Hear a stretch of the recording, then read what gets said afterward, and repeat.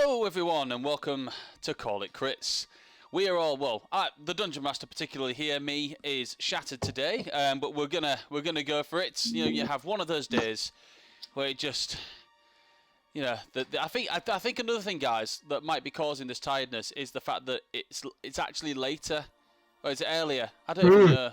It's earlier. Actually, It's spring forward. Yeah. So it's actually so daylight savings time or whatever it is. Yeah. Yeah, we're tired, or at least I am. It's been a long weekend, but we're here and we're playing D&D, and that's what we love to do. So, let's do a quick recap, shall we? Well, last we left off in the previous session, or previous sessions, the party have made their trip to the Feywild because an evil plant type thing called the Shadow Ivy has started to has engulfed the Fea de Santra, the sacred whitewood oak tree, in the middle of Ashen Oak. In order to stop this from, in order to save the day and fix the problem, the party has entered the Feywild through the roots of the Fea de Santra in order to find the root of the problem. Pun intended. Whilst in the Feywild, you solved the puzzle that sort of got you out into the wider Feywild, out from past the Fea de Santra area, and you ran into a group of Eladrin of autumn colours, who came from a place called Felnor. One specific Eladrin was Nimtaline, who is one of the Eladrin guard of the town, and one of the probably more of like a local hero, really. And he himself is a worshipper of Melora, which has kind of sparked interest there with Elar. You also met the leader, Pantan, of Felnor, who told you that probably one of the best ways to help solve this problem would be to go see Bardnar, who you now know to be a fairy dragon, who sort of guards the area in which the roots of the Shadow Ivy is sort of kept at bay, stopped from spreading, and Bardnar is, it's kind of the guardian of the area, makes this particular part of the Feywild their place, their lair, should I say. When you got to when you're sort of on your way, you came across some Fomorians who were guarding a waterfall, but quickly bypassed them because the DM giving you hints on where to go isn't good enough for you. So you bypassed them and you went to go see Bardnar, who was a peculiar dragon, because Bardnar genuinely and honestly believes that you are all figments of their imagination, and they believe that everything that is around them is all dreamed up from their imagination. It's all in their head. So yeah, she don't really have a gender. This one decided to give you all names based on just what they saw first. Usually the colour of your skin, or the colour of your hair, or your size, generally. Because Bardnar was bored, they sent you off on a mission. Some of the what did he call the uncomfortable thoughts, that you needed to go and solve this problem in the form of Fomorians. And you sort of went off to do that, but not before Bardnar took yarn for a little bit of fun, which was all misconstrued as a sexual innuendo from all of you. You went over to the you went and fought the Fomorians and found out that one of them was actually wearing a familiar jacket, which looked familiar to Garroth's father. Garroth, you recognised this. You quickly dispatched and interrogated this Fomorian, who told you where he'd got it from and who he'd got it from. You went beyond the waterfall and found, sleeping within almost like a glass coffin, your father. Nimtaline, feeling a little bit cheeky, told you that the only way to wake him up was to give him a big sloppy kiss on the lips, to which you did, and it didn't work the first time because you didn't put enough heart into it. But then the second time you did it, and then Nimtaline came over and added the actual antidote to his status, and it woke him up. He then, your dad, Osran, or Gareth's dad, Osran, because Gareth is officially not here, but is here live from Korea. He basically told you that he himself had been put on a mission by the king. Something to do with a virus that's a disease that's going to be spread across the tribes, which you already know about, and he also knew the information regarding the adventuring party who was responsible for slaying the Black Dragon, which killed Gareth's whole tribe. He respectfully asked for Gareth's help in dealing with this matter, and Gareth took him up on the offer. Had nothing to do with the fact that the player was leaving at all. Nothing to do with it. It was all completely, ad-libbed and random. But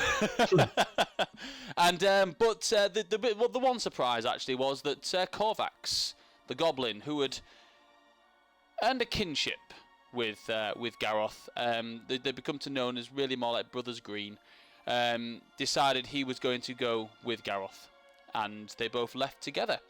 So Osran prepared a spell which would, transport them across the plane a transportation, or plane of teleportation. And you guys, Gareth and Korvax left. Just before we ended the session, Raljan, you had noticed, just as you were when you were following Nimtaline and his little tricks that he was up to, you noticed further down the corridor there was another glass coffin. You went down the corridor and you went to check it out, and as you sort of opened up the case, inside you saw a sleeping Drow. So it was like red streaks in his hair, sort of a long black coat, dark blue of skin. He was fast asleep in this coffin, and that's kind of where we pick up. So you're stood, you particularly, Raljan, because everyone else is just, you're all, I don't know, I can't remember if you called everyone else over. Not yet, I hadn't. Not yet. So No. you're stood over this coffin, Raljan, with this fast asleep Drow in there. He looks pretty peaceful. A little bit of drool going down his cheek. He's relatively tallish. He's wearing. Hang on, I've got an image, a picture that I can just have a look at to give me a hint of what he looks like. 1 second. So the red hair. Is it red eyebrows as well? Scar down his face. He's wearing. He's not wearing the richest of clothes, but it's pretty much what you see. Okay. Because he is a full Drow. He is a full Drow, yeah? Yes. Yeah. Because he is a full Drow, and my family history with the Drow, despite being half Drow, isn't the best, especially in the area that we're living in. The political landscape in the Underdark, where I'm from, is turbulent, shall we say. Mm-hmm. The first thing I would like to do is pat him down for weapons to make sure that he doesn't attack the moment he wakes up. So I would like to search him. Okay. Give me an investigation roll. Okay. He's not the best, but he is asleep, so hopefully that'll be enough. Investigation. That is a 13. 13. You beat the difficulty of 10. You don't find anything on him. Okay. He's not got any weapons. He's not got any bags or anything on him. Nothing at all. Nothing at all. Okay. The only thing he has on him are his clothes, and that's it. And Okay. Jay's thinking, what? I call her. Hey, there's someone else in a sleepover here. Can we wake him up? He's unarmed. Are you talking to Nimtalim? Yeah, I'm talking to everyone, but specifically Nimtalim. Nimtalim kind of goes, "There's another one." Oh, okay. He kind of goes, "Oh, just give me a minute. I'll get up some more of the ingredients. There must be some more around here somewhere." And he seems kind of dart off to a few of the little darker corners where some of the stonework is cracked, and he's kind of picking a few of the mushrooms and different herbs from some of the different areas. Is anyone else doing anything while Nimtalim is doing that? I'm observing carefully. I'm keeping a watchful eye on the situation. So are you going over to the coffin, or are you keeping your distance? I'm going over. So you go over. You see this this sleeping drow within this glass coffin. So he's quite dark blue of skin, much darker than Raljin's. He's got sort of like red hair, or is it red streaks in his hair? And he's sort of wearing like a long black coat and sort of black boots. But there isn't anything else to him. Just fast asleep in this coffin. Bit of drool going down the side of his face. As you observe, eventually Nimtalim sort of comes over and says, "Is this someone you know as well?" Just kind of mixing some of the herbs and things in the palm of his hand and just crushing them together. No, but we can't just leave him here. I mean, that's fine. I just didn't know, if he was going to wake up hostile, or if he was someone that you knew, maybe he'd wake up in a good mood. I know. No, I've already checked him over. He doesn't seem to have anything apart from the clothes on his back. Fair enough. It might just take just a minute, and he keeps crushing the herbs until eventually he's kind of got almost like a pulp in his hands, very similar to what he put in Osran's mouth. And he places it down to the drow's lips and kind of presses it in. The saliva helps it. It goes into his mouth. After a few seconds, eventually you notice the drow, his eyes begin to kind of flicker, and you can kind of see that his mouth kind of goes to a little bit of a chewing kind of sensation as he kind of chews down. And I will just say, Jay, it doesn't taste nice. The first thing that the first sensation you feel is this awful, earthy, but bittery, sour taste in your mouth. Probably worse than the worst hangover you've ever had. Kind of taste in your mouth, and it's not very nice. And you begin to open your eyes. Oh, it was a heavy night last night. Bloody. I'm just going to start spitting chunks out, trying to reach around and try and pull myself up. Okay. So as you go to pull yourself up and your eyes kind of open to look around your surroundings, you instantly realise that you are not where you went to sleep last night. I'm going to reach for my crossbow. You go to reach for your crossbow, and you kind of pat around the place, and your weapons are not there. In fact, as you begin to, you then go to grab just anything, and I don't know if do you have any swords or anything. I've got a battered hilt.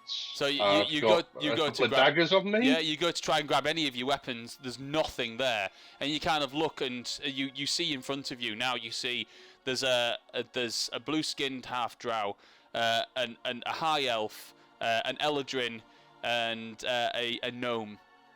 I probably wouldn't register just coming round, given certain things that.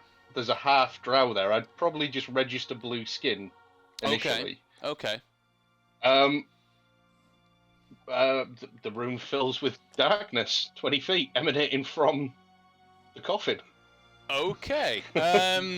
So you cast darkness. As soon as you wake up, suddenly everyone you're sort of stood there, and suddenly everything just goes black. Easy there. Easy, friend. I say this in Undercommon, thinking that will soothe him. You hear someone say, string "Easy, of friend." expletives in Undercommon, Orcish, Elvish, and Common. The Undercommon variants are something like filthy excrement, and you probably hear rustling and falling and cursing, and then I'd probably be trying to put as much distance between myself and wherever the blue-skinned one was. Okay, so you begin to sort of move back through the darkness. Are you trying to make a getaway, or? Potentially. I've got no idea where I am. I didn't really scan the room before I dropped the darkness. Mm-hmm. So I'm literally in full-blown panic mode here. Okie dokie. I wouldn't. I wouldn't do that. I'm guessing you were on the material plane when you went to sleep. You're not anymore. Are you saying that in Come common again? or undercommon? Well, sorry, Jay. When you woke up, Mhm. the first thing you said, was that in common or was that in undercommon? It was Undercommon, and then the expletive started rolling in various languages. Okay, so I will stick with undercommon because I assume that is your most proficient language. Oh, hang on 1 second, guys. Can I just do a quick pause? I'm just being called. Yeah, no. Yeah, no worries. Sorry, guys. 1 second. Well, this is interesting. Yeah, it's gonna be fun. Well, there's just sheer panic at the moment. I mean, it's not good that I literally don't have anything.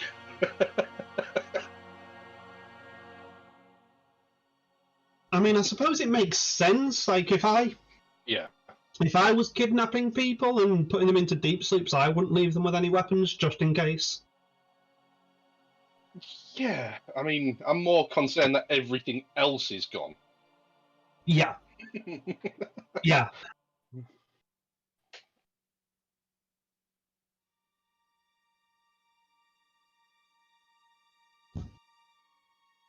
So 2 hours. So for Mike's benefit, in case you missed that, I woke up, I saw Drow, saw a bunch of other shadowy figures, dropped darkness, and ran.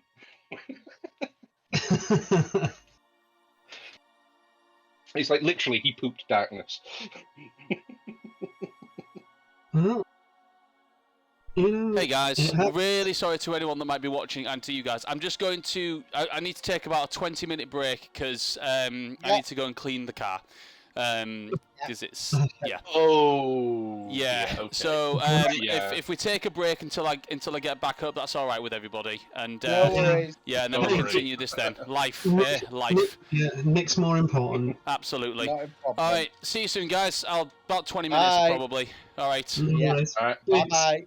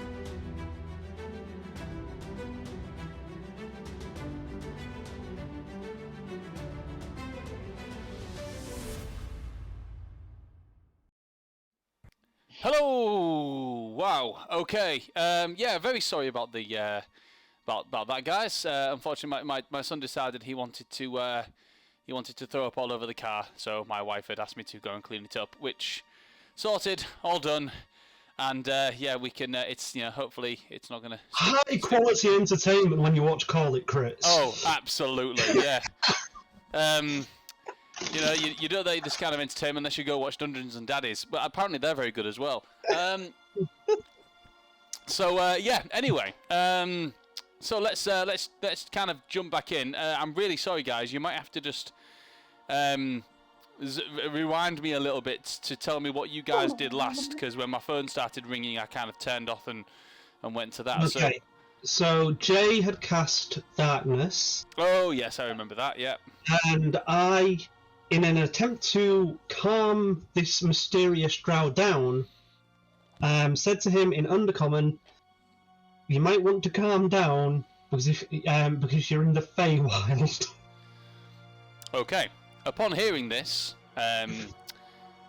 Jay, what do you do? You're on mute. I'm going to keep backing up until either my back hits a wall or I'm about to leave the darkness sphere. Okay. So Darkness zone. you continue to back up, and I'll give you a random direction. In fact, roll me a d6. 5. 5. Okay, you continue to back up until you kind of keep going until eventually you kind of step out of the other side of the darkness. So in front of you, all you can see is like a wall of darkness. And excuse me. And yeah, you've kind of got another, I'm going to say about 50 feet of corridor, sort of behind you. That kind of sort of leads off until you can kind of see a wall in the distance. It looks like it sort of goes in 2 different directions down that way. Okay. I'm just going to kind of shout back into the darkness. Look, I don't want any trouble. Just give me my stuff, and I'll get out of here. We don't have to bother each other. Listen, I don't know who you think we are, but we're not the ones who brought you here. We found you, and my new friend here woke you up. I'm gonna start backing away down one of the corridors, and I'm presuming all of my jewelry's gone as well. Yes. No. Your jewelry is still on you, but your weapons and your satchel have all been taken. Okay. So okay. No, essentially, I've not had a chance to prepare spells. Like I've literally got my rings and my racials. Okay. Yeah, that's pretty much it. Yeah. This is not good. So what would you like to do? Yeah, I'm just going to start backing up a bit, and I'll just say, look, I don't want any trouble. Really, really don't want any trouble. We're not here to give you trouble. We just, as I say, we found you sleeping. We woke you up. I don't know where you were, but you're not there now. You're not on the material plane. Someone has brought you to the Feywild, and we can get you home, but you're gonna have to stick with us for a while. Look, my name's Raljin. What's yours?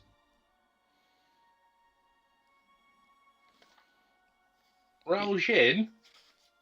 Yeah? That's a unique name. I guess I'm half Drow. Half Drow? And with that, the darkness drops. Okay. The darkness drops, and you can now see sort of like Jay's character is a little bit further down, sort of like right at the other end. So he's probably about 30 feet away from you at this point. away from you, Raljin and Ayla and the rest of you.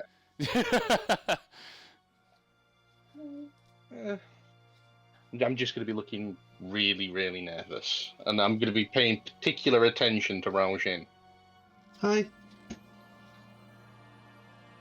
Half Drow, you say? I'm just kind of looking. I kind of brush my hair behind my ear so you can see it's not quite as long as maybe you was expecting. Still nice and long and pointy, but not as.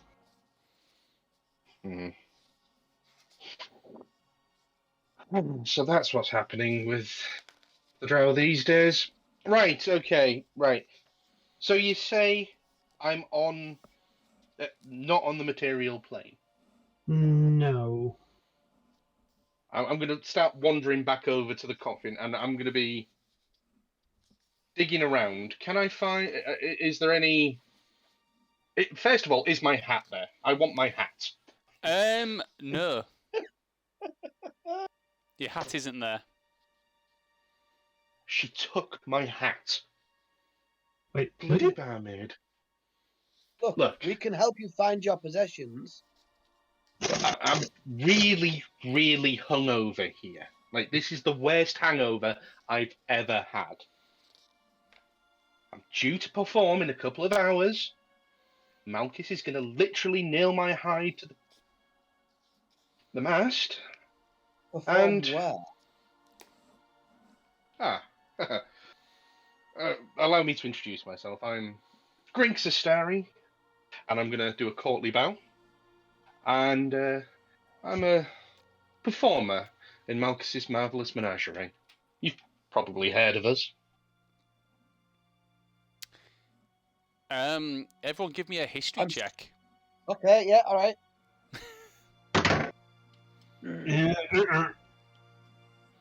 I got a 7.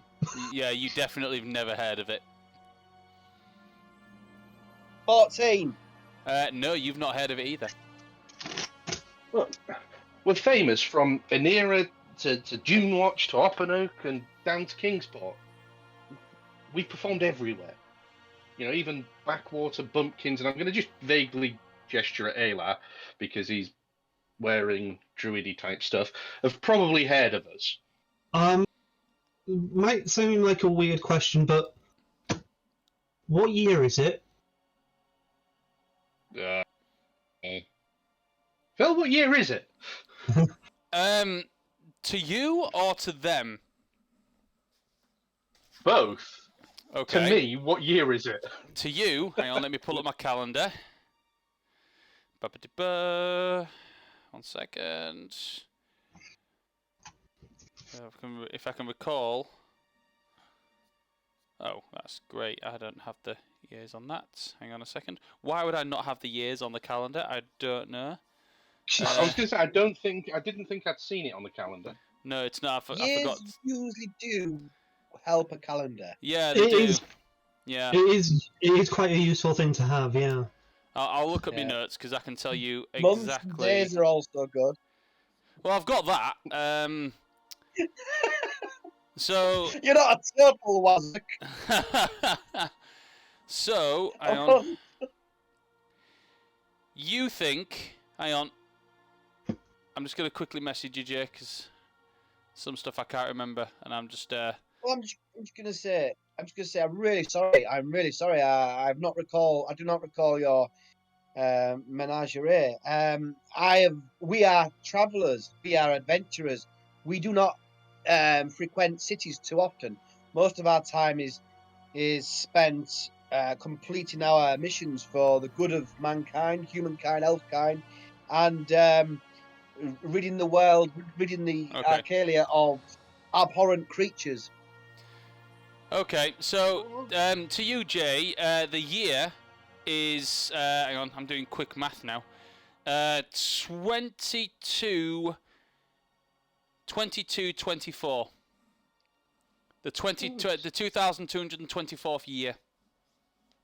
I'm gonna look at Raljin and just kind of say it's 2224. Was that right? 2224? Yeah, that's the year that you think it is. And I'm going to Okay. look at him as though he's simple, and I'm going to look at Aylar and just say, we did travel to the druid villages as well. Okay, and what Wasn't year just actually to the is it? It's 2251. Oh, Brinks, the current Yeah. year on the material plane when we left was 2251.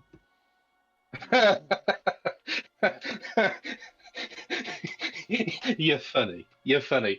Look, Griggs, was it I Brox think that put you up to this? Did he do this? you've missed your performance By quite a bit. by 30 years. Do I believe them, Phil? I'm going to do an insight thing. Yeah, go for it. 4.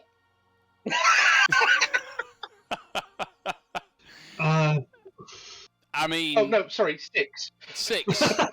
Okay. I mean, you can make of it what you will if you like. At this point, it's you don't know these people from Adam, so they could be. He's left.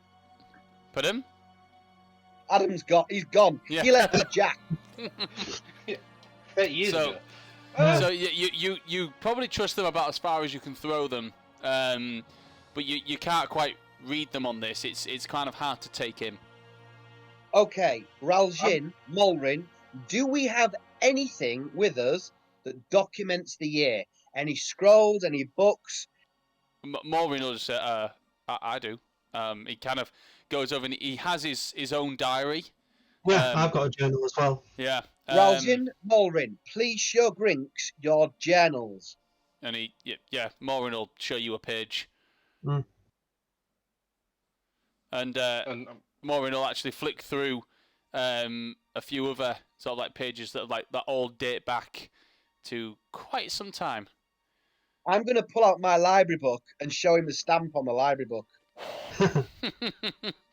As you can see, this is due back imminently, so we have to hurry. He indeed has a stamped library book with the date of hang on, the date that they have is the calendar. Oh, not there. Yeah, the date that they have is the 20th day of Alasunda, 2251.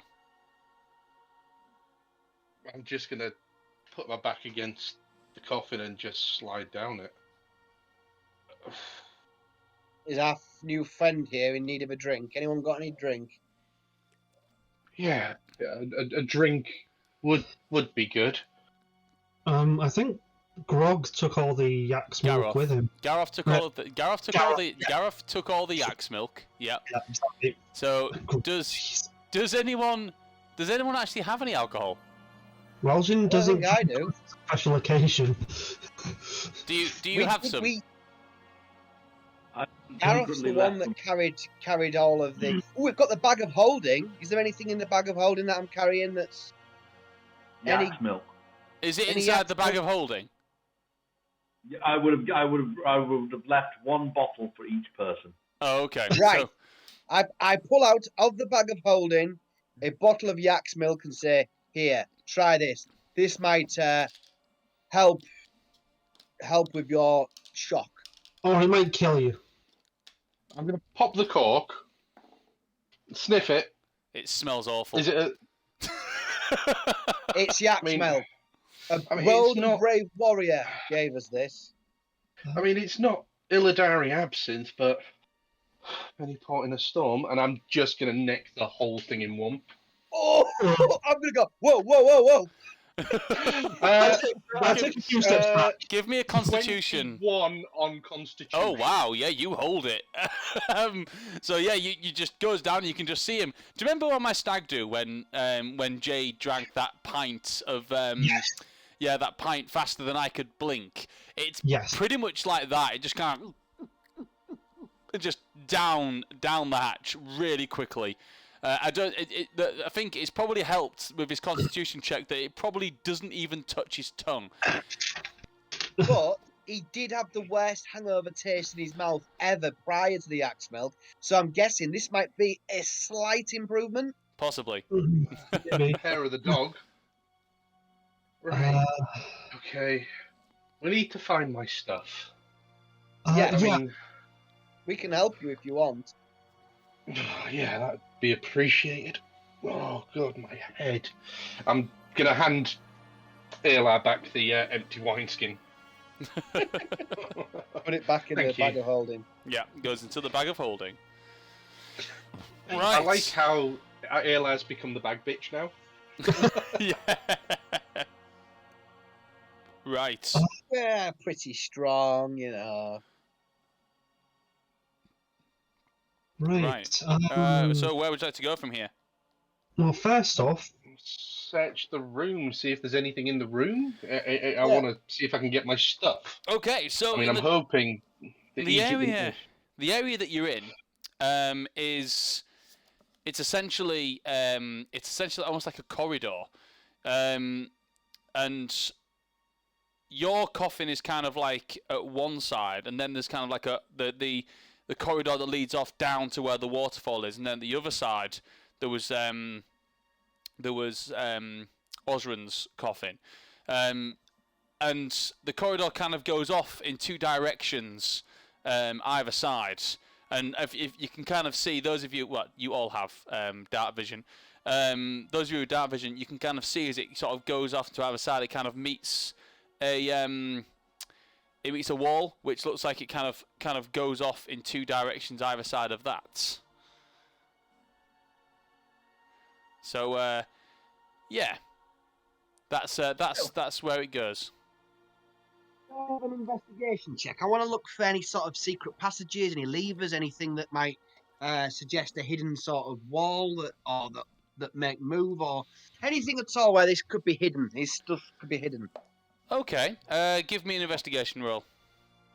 Right, Mulrin, please will you offer your guidance on my ability to check? Morven will do that. It's a 15. It's a 15, but I need to add on my investigation, which is 1, so that's a 16. And can someone? I've got a D4. I'll just roll that. 16 plus 2 is 18. 18. You kind of wander up and down both sides of the sort of like the corridor. You check around the coffin. There don't appear to be any secret passages or secret doors or anything like that here. From what you can gather, it's fairly, it's fairly boring here, to be honest. Any signs of any regular travel? So kind of maybe more wear on the stones, or if we're in a dusty environment, any footprints that show a regular path? Give me an investigation roll.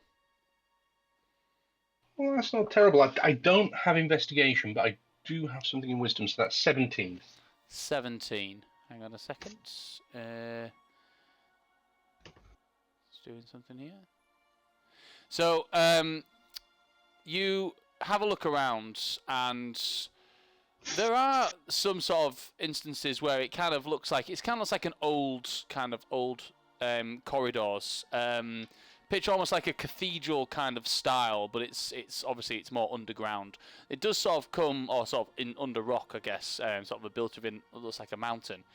It kind of comes and arches over, and it looks pretty beautiful. But you don't. I mean, you can see that the corridors, I guess, get used. There are cracks that kind of come up some of the stonework. There is actually sort of like a sound of dripping every now and then, which kind of guess that there's some weathering where some of the water has gotten in. But I guess there's nothing that kind of stands out too much as like a general used passageway. Okay, and I presume we're all in dark light, using dark vision at the moment. Yes, it is. It is pitch black in here. Okay. In that case, I've got 120 feet of dark vision, and I've dropped you a message on Facebook. Okay. What is Yeah. this Facebook? DM. Is it a book of a face? Yes, a precisely that. cursed item that steals your faces. And soul and time. You look at it once, and then all of a sudden, hours pass. I will not be It looking at is. any messages in this book. It is in grayscale because as is the nature of dark vision. Okay. So in terms of your other one, that's yet to be determined. Okay. Right. So, does it seem like it's only one way where we can go down this corridor, or is there? No, there's two multiple directions. branches? Two directions that you can go in. And as you can kind of see where it sort of comes on. There's like one direction that heads in well to the left, and one that goes to the right. It's just entirely up to you which way you want to go. Gareth's dad said to shine a light on the situation. Yes, he did. I cast dancing lights. Okay. Good idea, Algin. Okay. His specific words were to get to the root of the problem. Shine a light on the situation. He sounds very different to his son Gareth. He is very different to his son Gareth. He is human. Yeah, Gareth's got all the brains, you see.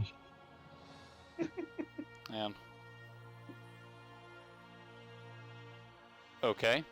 I don't know. Anyway, sorry. Just sorry, messages. Right. Okay. So as you sort of light up the area, everything kind of illuminates. Yeah.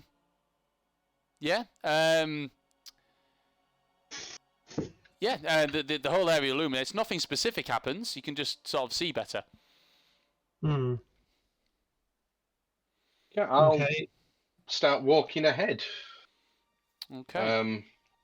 I would like to move my dancing lights towards the tunnel on the right to see if anything happens, and then, if nothing happens, move them towards the one on the left. Okay.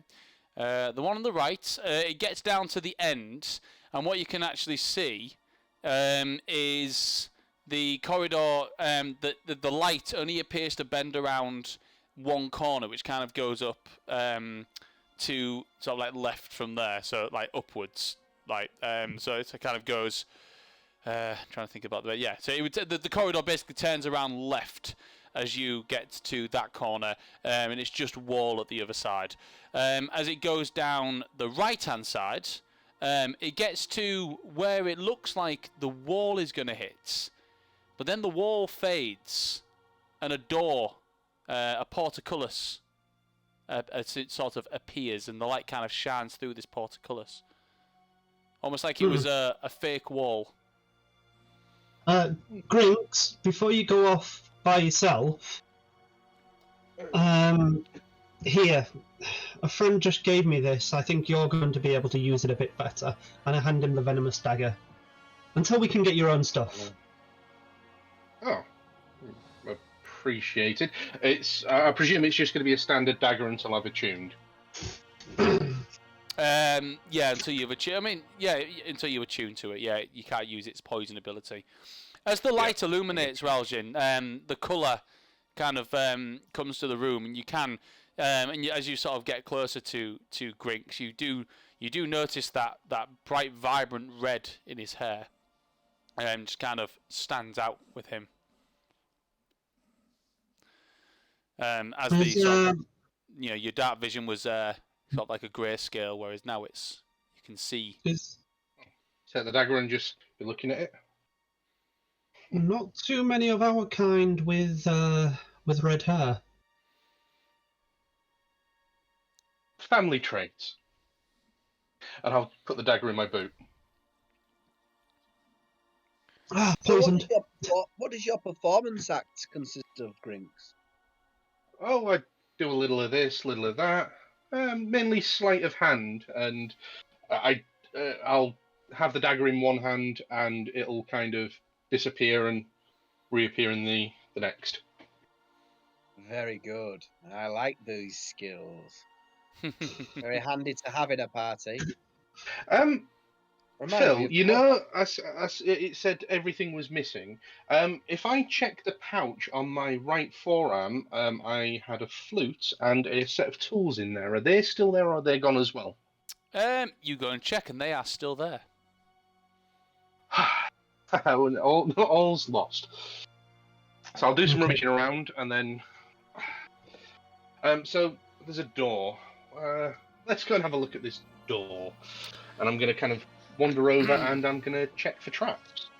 Okay, so you head on over to this. There's a portcullis at this thing, so you can see through it. The dancing lights kind of shine down and sort of like cast a shadow into a small room beyond it.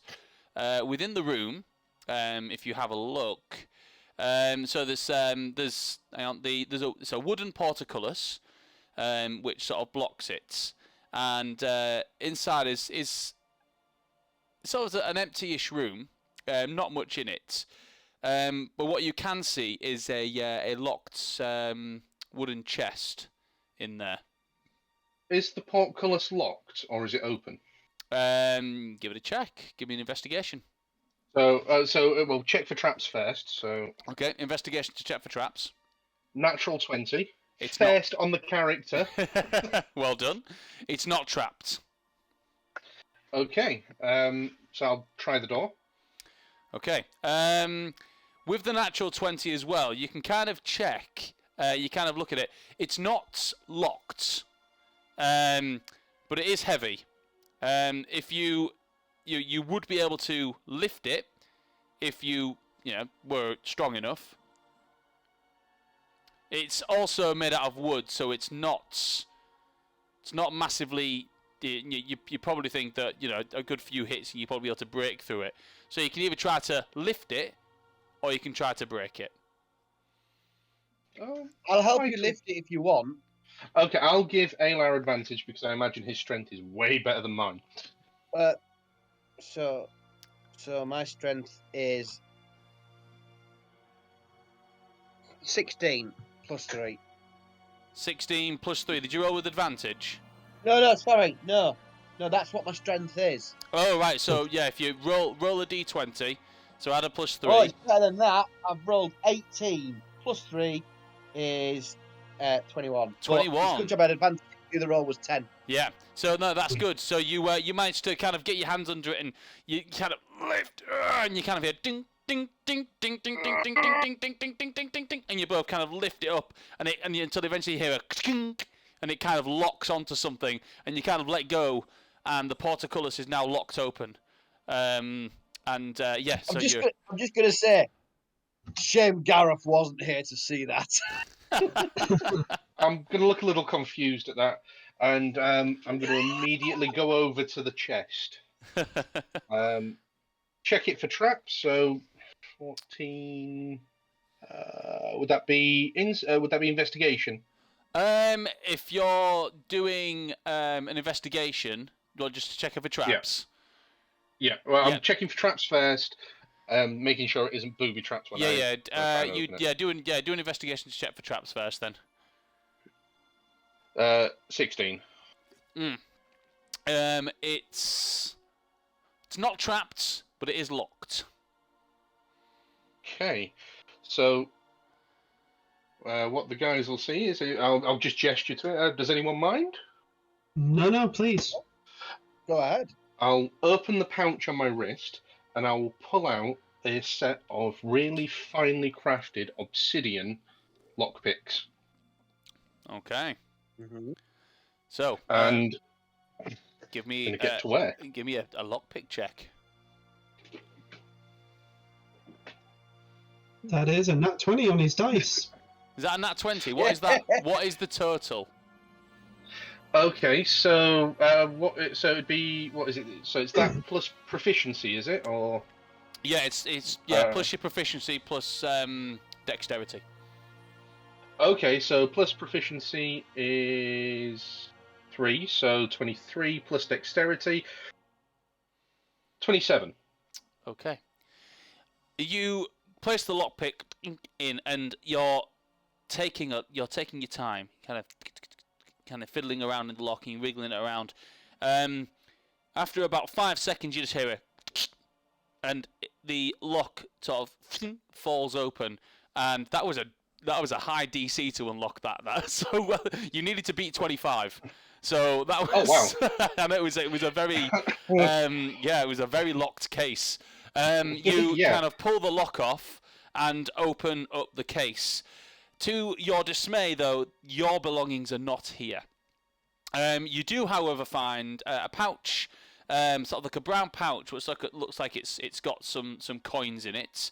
When you open that up, there's quite a lot of copper, a significant amount of silver, and a bit of gold in there.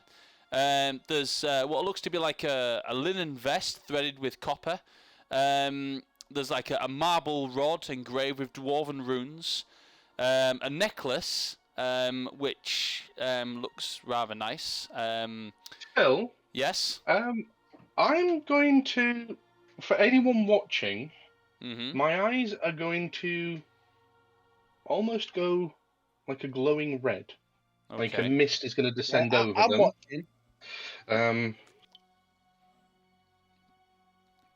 And... There we go, I've just messaged you. Oh, right. And I'm just going to start paying very close attention to what's coming out of the chest. Okay. So let me just... 1 second. So I'll be right back a second. No problem. Let me just double check this.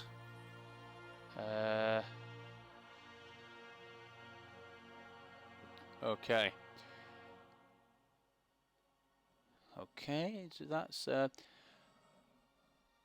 there is nothing of a magic here. Nothing magical. Okay. Okay. So no glows or anything like that? No glows on that, but there's quite a lot of significant amount of wealth here. So there's lots of gold, lots of copper. Well, as you spend a bit of time to count it, there's 2,200 copper, 1,200 silver, 70 gold.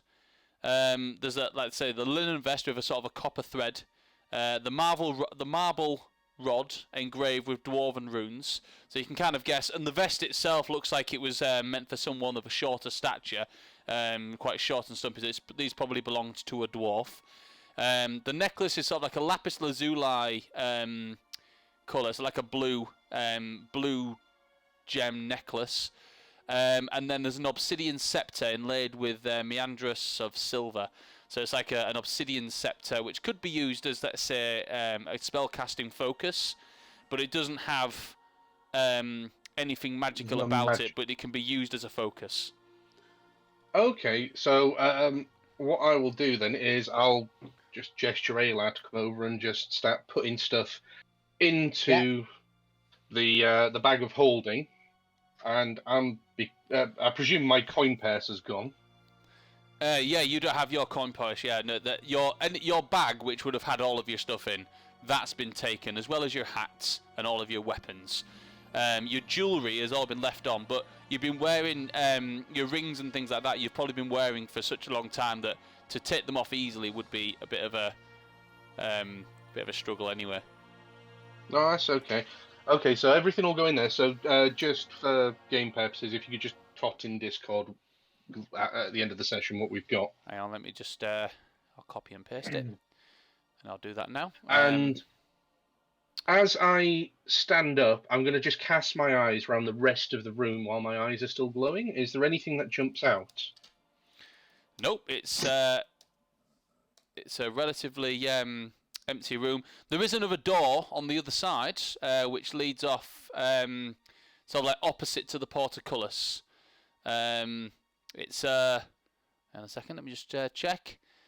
So on the other side, there's an iron door, which sort of leaves out of the west side of the room. Okay. Does anyone want to take that door, or do you want me to have a look at it? I mean, is it unlocked? Would be the first question. Just before we go any further, I feel like I should tell you, Grints, that we're here on a mission to kind of save my hometown, and we can get you back to the Feywild, but Sorry, we can get you out of the Feywild, but you'd kind of have to stick with us until we're done. Right. Okay. Seems like a deal. If what you're telling me is true. If not, things may get messy. Ralgin is telling you the truth. I can assure you, if we wanted to let you, we would have already been at blows by now. Good work with the locks, though, Grinch. We could, Grinch, we could certainly use Grinch. those skills with our party. I'm going to go and check the other door for traps. Be very cautious because of how difficult that lock was actually. So that would be 17 on investigation. Okay. Is this on the other iron? This on the iron door that you've just seen? Yeah, the other door. Okay. You go to investigate this one. You kind of push it, and it feels quite stuck. Doesn't appear to be easy to push or to open at the moment. In fact, the hinges look incredibly rusted, almost as if trying to open this door without breaking it down would be incredibly difficult. Looks like it's not been opened in quite some time. Might have a problem here. It doesn't look so this way's been used for a while. Is it worth going the other way, or maybe if fancy lights can see if there's anything else about? I mean, it's just dancing lights. You should know this spell as well. I bring the lights forward to see if it has any effect on the door. See if the door changes in any way. Nope, it's a very real iron door. Sorry, what's the Eladrin's name again? Nimtaline. Nimtaline. Is this the way to the roots, the blood ivy, shadow ivy? Sorry. No. To be honest, I thought that this I thought the Fomorians was what Bidnar had asked us to take care of. I'm assuming that we'd be heading back. So and once we find this gentleman's things, I imagine we head back to Bidnar, and then they'll let us through, and we can deal with the problem. Okay. As soon as we leave here, as soon as we find your things, we can get out. I have a question, Grinks. When you was looking for your stuff, did you actually check, sort of like underneath the coffin, because you was raised up? I presume we did check. Yeah, you did. You checked. It's quite. It's a solid rock base, so there's nothing underneath it. Okay, right. So your options at the moment for directions to go, you can try and get through this iron door, although it looks like no one's been through here in a while, or you can go the opposite direction, which had a northward tunnel heading northwards. Yeah. The lights didn't seem to have any effect down there, did it? No. It's the lights looked like as if it shined round a corner. So I think north, not south. The southwards had a wall. Is there a key to this door? A keyhole? No, there isn't. I mean, maybe if I get some of my things, I might be able to do something with this door. But we can always come back. I mean, I could possibly try and take the bolt out the hinges, and the door will just slide down. You can certainly give it a try to break the hinges. So I mean, literally, the way it works is like the pin that drops down. So all I need to do is jimmy the pin up. Yeah, these are very rusted, so it's kind of like when something's so rusted, it's kind of fused. So you can certainly try. It's just going to be quite. WD-40. It's quite yeah. It's just quite a high difficulty. Yes. Are the cobwebs over the doorway? Does it look like it hasn't been opened in a very long time? I've got an idea. Well, hang on 1 second then. Eli, give me an investigation check just to check out the door yourself. That's what I always do when I'm working for Fire Brigade and I'm going in people's homes. I look for doorways and how frequently they're opened and closed. Didn't realise that I was the fire brigade. 13 plus 1 is 14. You need to check your maths. It's 14. It does look not. Yeah, there are some sort of cobwebs sort of like dotted around, and the stonework is quite cracked around this area as well. Looks like it's not been used in quite some time. From what you can kind of gather from this. This might be a very long shot, but let's try it anyway. You knock at the door. Mm-hmm. I'm gonna hide really loudly. Okay, give me a second. Oh, that's the end of the stream, guys. Yeah. What, we dead? Yeah. This is kill us off. This is the funny part. Okay. You knock on the door, and then you just hear a. What?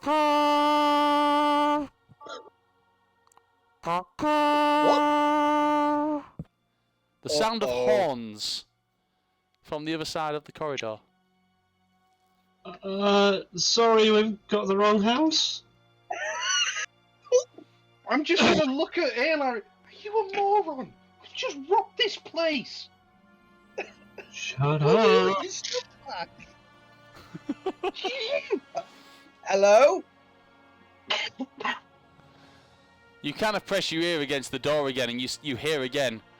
What is that? I'm backing away, back the way we came. Yeah, I'm following suit, and I'll be grabbing the collar of the small gnomish one and pulling him with me.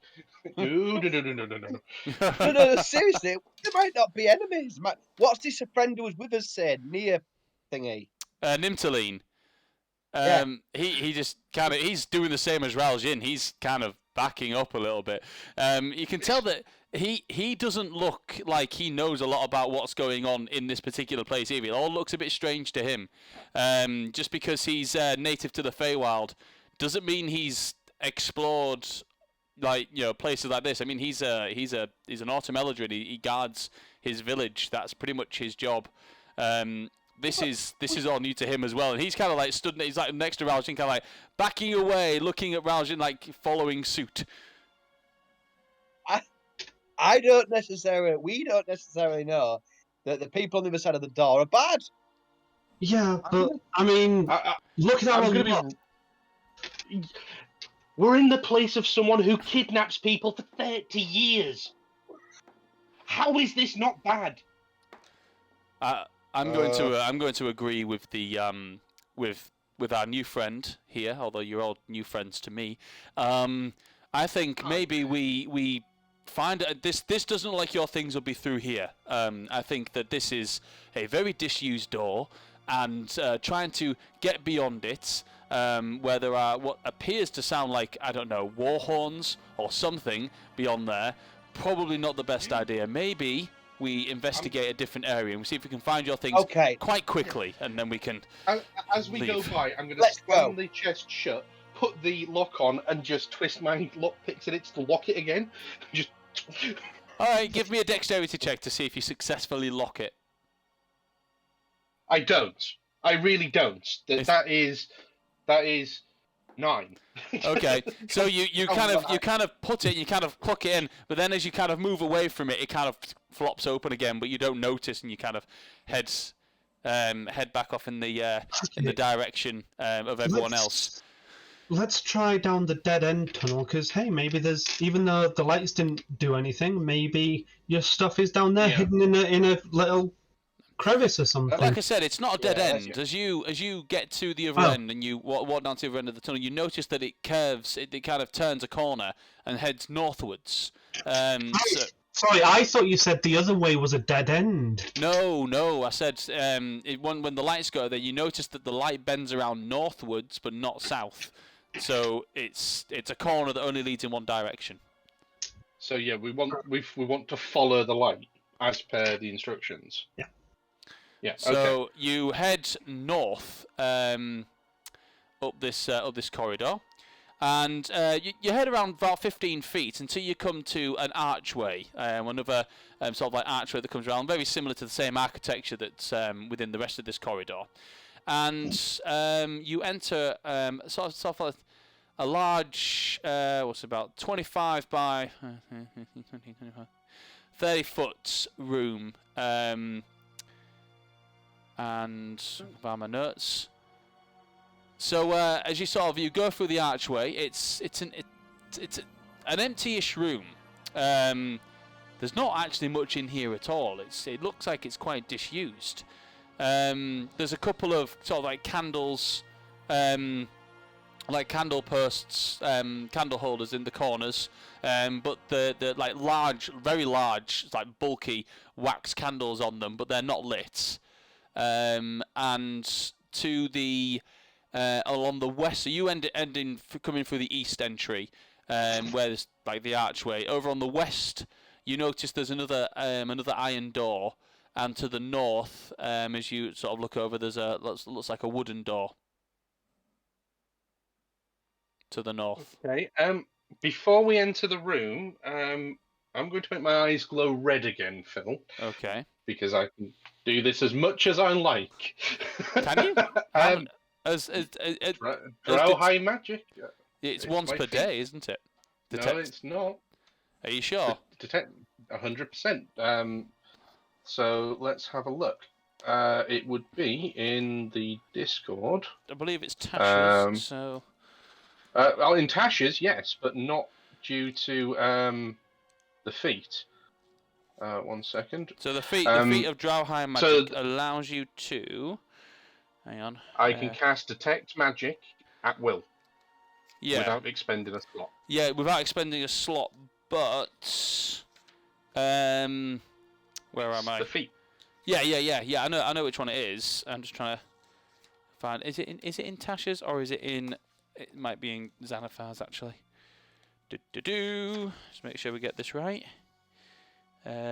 Racial feats 73. Oh, these pages are being folded. I don't like that. Sorry.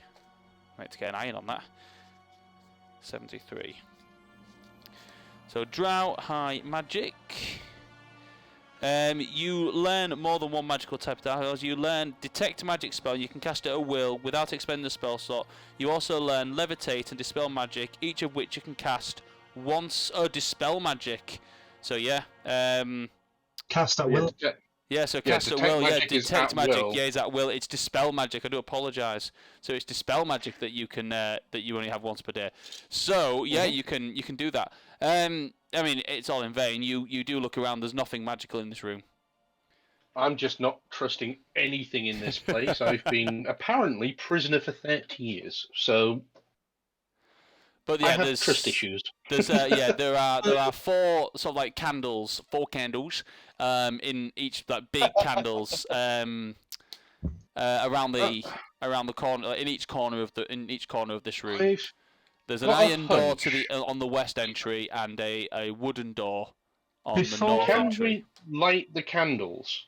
Well, before we do that, I would like to examine the two doors. You said there's nothing in the room aside from the two doors, and the candles? Yeah, so there's the candles in each of the four corners. And yeah, there's the two doors on the west entry opposite the archway that you entered.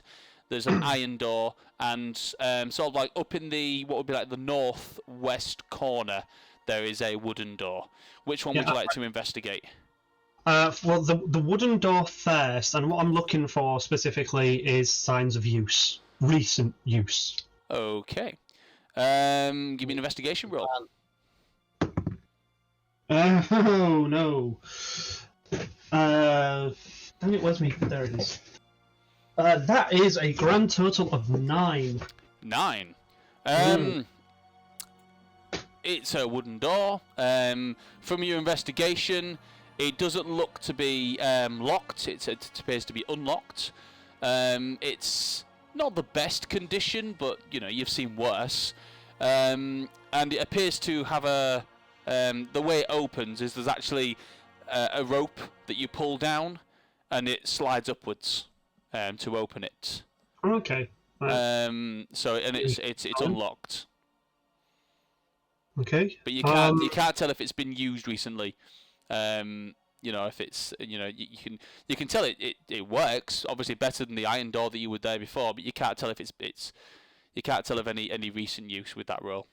I look at the door. I turn around to the others and go, I don't know if they came this way or not. Right. I'm going to go over to the torches, and I'm going to lightly touch them. Are they warm or are they still cold? They actually, you actually notice that as you sort of go over to look at them in greater detail, there's actually some cobwebs which actually stem from the wick out to the edges of the candle. So where it's so it's actually they've not been.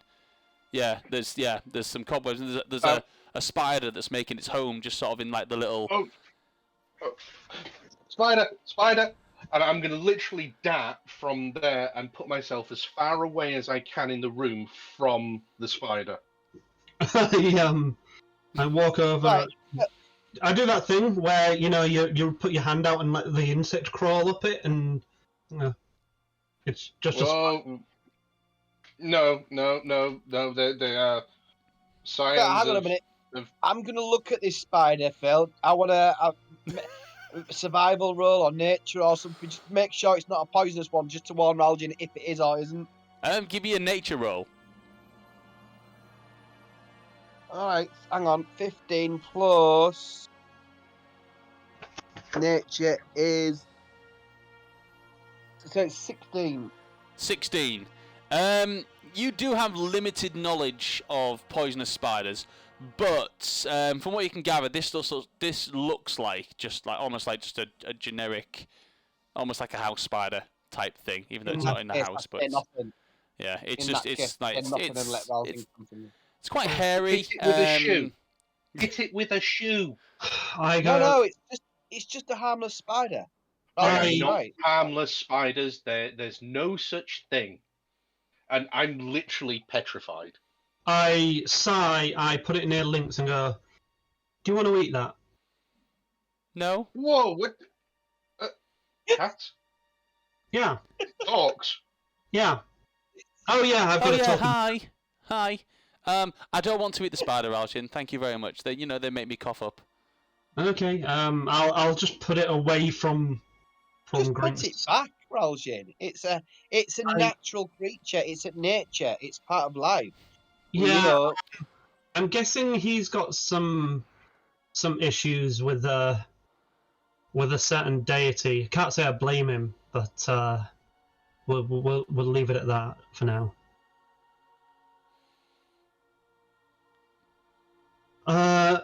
Look, the spider's gone. Yeah, you could say that. The spider's gone. It's sacred. Unless it's an evil abomination of life. I mean, depending on who you ask, yeah. You don't know too much about Drow culture, do you, Ayla? Not really, no. I've been ostracised by my own kind on both halves. Yeah, well, let's just say that the reason I think he's afraid of them is why he's afraid of them, then he's got a very good reason to be. Mm-hmm. Fair play. All I'm saying is let's not kill the spider. Well, it's gone now, Grinks. Do you want to light these candles? Yeah. Yeah, I'm going to just shudder and come back into the middle of the room. Mm-hmm. All right, okay. So, are you lighting the candles? Hello? I'm not. Who's, was someone... I don't have my tinderbox, but yes, I can. You can without your tinderbox. Well, no, if someone's got a tinderbox for me, I can light it. Right, I will reach into my pack, pull out my possessions, and we will light the candle. Okay. Okay. So you light all four. Light the 4 candles. As you go around the room and you light the candles, as you light the final candle, you hear a almost like a door unlocking. Oh. Hmm. I think I just heard a door unlock. It's the Yeah. it sounds specifically like it came from the iron door on the west entry. Do we want to? The candles open the door. Yeah, Of do we want to check the course. wooden door first? Yeah. Okay. Just in case the stuff's there. So if I go over to the wooden door, I'm going to look. Is there a like a window or a gap in the wood so I can see through, or is it just a solid door? It's a wooden door. So Okay. hang on 1 second. Let me just read my notes. Okay. Right. So are you open at the wooden door and going through? I'll open. I'll check for traps and then open the wooden door. Okay. So you check for traps and give me an investigation roll. You're not going through, are you, Jay? No, I'm just going to check. I want to see if there's enough room to where it'll just be like a storage room for shit. That's what I'm looking for. So my investigation's not great. That's 8 on dice, so that would be 10 total. Doesn't appear to be Oh, trapped. 11 total, sorry. Okay, I'll try the door. Okay. You pull. It's kind of like a rope that kind of comes down. You pull down on the rope, and the door kind of opens straight up. Give me a dexterity saving throw. Yeah. New character. 11. 11 fails. You as a quite heavy kind of like spiked ball of a flail swings out from the door and clocks you across the face. You kind of like fall backwards and hit the ground, and your face has been kind of cut up slightly, and you're kind of bleeding. You take, hang on a second, you take, where's the damage on this thing? Okay. 1d4. Oh gosh. You take Jesus. 6, 13, 14, 23 points of bludgeoning damage to the face. And it clocks you. It clocks you, and you kind of actually feel dazed as you kind of topple over and hit the ground. Yeah, okay. I would like to rush over to him and cast Cure Wounds. Okay. So yeah, Rajan runs over and casts Cure Wounds on you. What does he heal up? So that is 1d8 plus my spell modifier. I can't remember what my spell modifier is because I've never really used it. Oh, there we go. Is that right? Yeah. No, that's a D10, not a D8, you fool. Oh, there we go. Oh, that's actually pretty good. What do you heal? 12 points of damage. So you take 24, but you heal. Sorry, yeah, take 24, but you heal up 12. So you only took 12. Okay, so- Yeah, and the flail was kind of flinging there. It's kind of dangling on the sort of like just in the middle of the door now, is it on its chain? And it's kind of like on like a mechanism, but it's just dangling there at the moment. Can we take it off and use it as a weapon? You can. So you can take off the It's chain. going to be nesting my face. You can sort of like go over and just sort of like prise it out of the thing. You can it's got like a few fixings. You can take it off and pull it off. Yeah, you've got yourself a chain flail. What? Just I'm a warrior. It's basically a stick with a chain that hangs down and a big spiked ball on the end of it. Okay, cool. What dice does it roll damage? 1d10. So it's 1d10 plus strength. So Okay. it's not a dexterity based weapon. It's not versatile. It's fine. literally and it's I believe classed as a I think let me just check with a flail. Ba-ba-de-ba. Go to my notes or at the book. A flail. It's a funny word to say, isn't it? Flail. Hang on, I normally turn to the page real easily. A flail is a martial melee weapon. So if you're proficient with martial weapons, which I believe as a fighter you are, then yeah, you are. Oh, and sorry, it's not a 1d10, it's 1d8. It does damage. I do apologise. It's the 1d8. I'm going to ask Grinks if he needs it as a weapon. Are you able to use this, Grinks, old chap? Would you like to carry this with you? No, I've got this shiny dagger. This will do very nicely. Now that you've now that the trap has been thingy, it doesn't reset itself. You can just sort of see there's a corridor beyond where you are that kind of goes off to the east or to the right, should I say? And it kind of on the other side of it there is another door. And if I can just find the specifics on that door. On the south entry, it's another simple wooden door on the other side of there. Same mechanism to open it. I bet it is. My face to stop it. Right. Grinks, before we proceed, right, let's get Molrin to assist us whilst we try and enter without any occurrences, okay?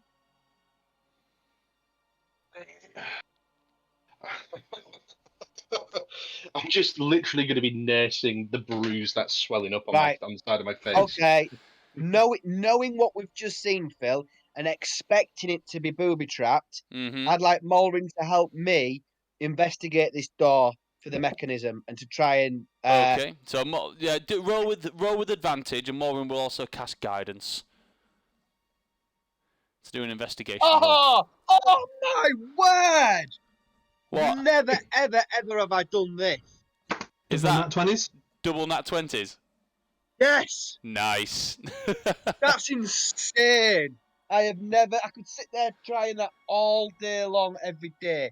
Double nat 20s. I know you only pick one, but my word. No, that's like a super success. As you go over to the door, you notice that there's the same kind of pull string mechanism to open it.